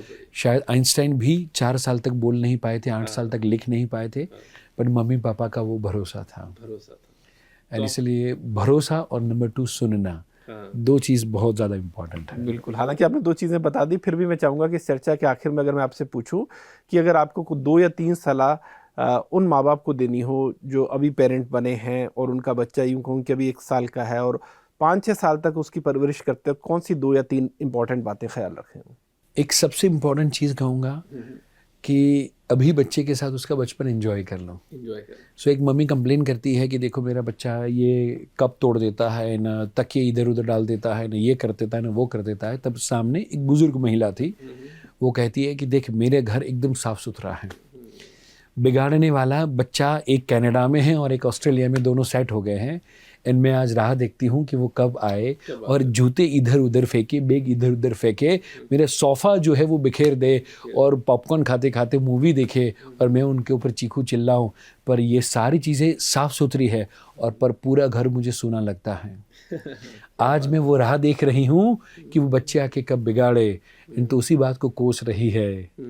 तो मैं सभी माता पिता को कहना चाहता हूँ, ये बच्चा सोफे पे कूदे, धमाल मस्ती करे तो करना चाहिए, क्योंकि उसके बाप का घर है। राइट, वो अपने बाप के घर पे नहीं करेगा तो कहाँ पर करेगा। सो पहली चीज़, बच्चे के साथ बचपन को उतना एंजॉय करो कि वो आपके बुढ़ापे में, आपके रिटायरमेंट में आप मेमोरी भी बनाने वाले हो, आप वही मेमोरी को रिकॉल करने वाले हो। सो पहली चीज़, ये पहले 7 साल 8 साल बच्चे के साथ मेमोरी बनाने पे ध्यान दो। मनी तो बाद में कभी भी बन जाएंगे। क्या बात है। Right, very first thing. And second and most important thing, बच्चा जो भी करे उसमें खुश होना चालू कर दो। बच्चा कुछ भी करे उसको ध्यान दो एंड उस पर खुश होना चालू कर दो, तो गारंटी के साथ बच्चा हैप्पी बनेगा।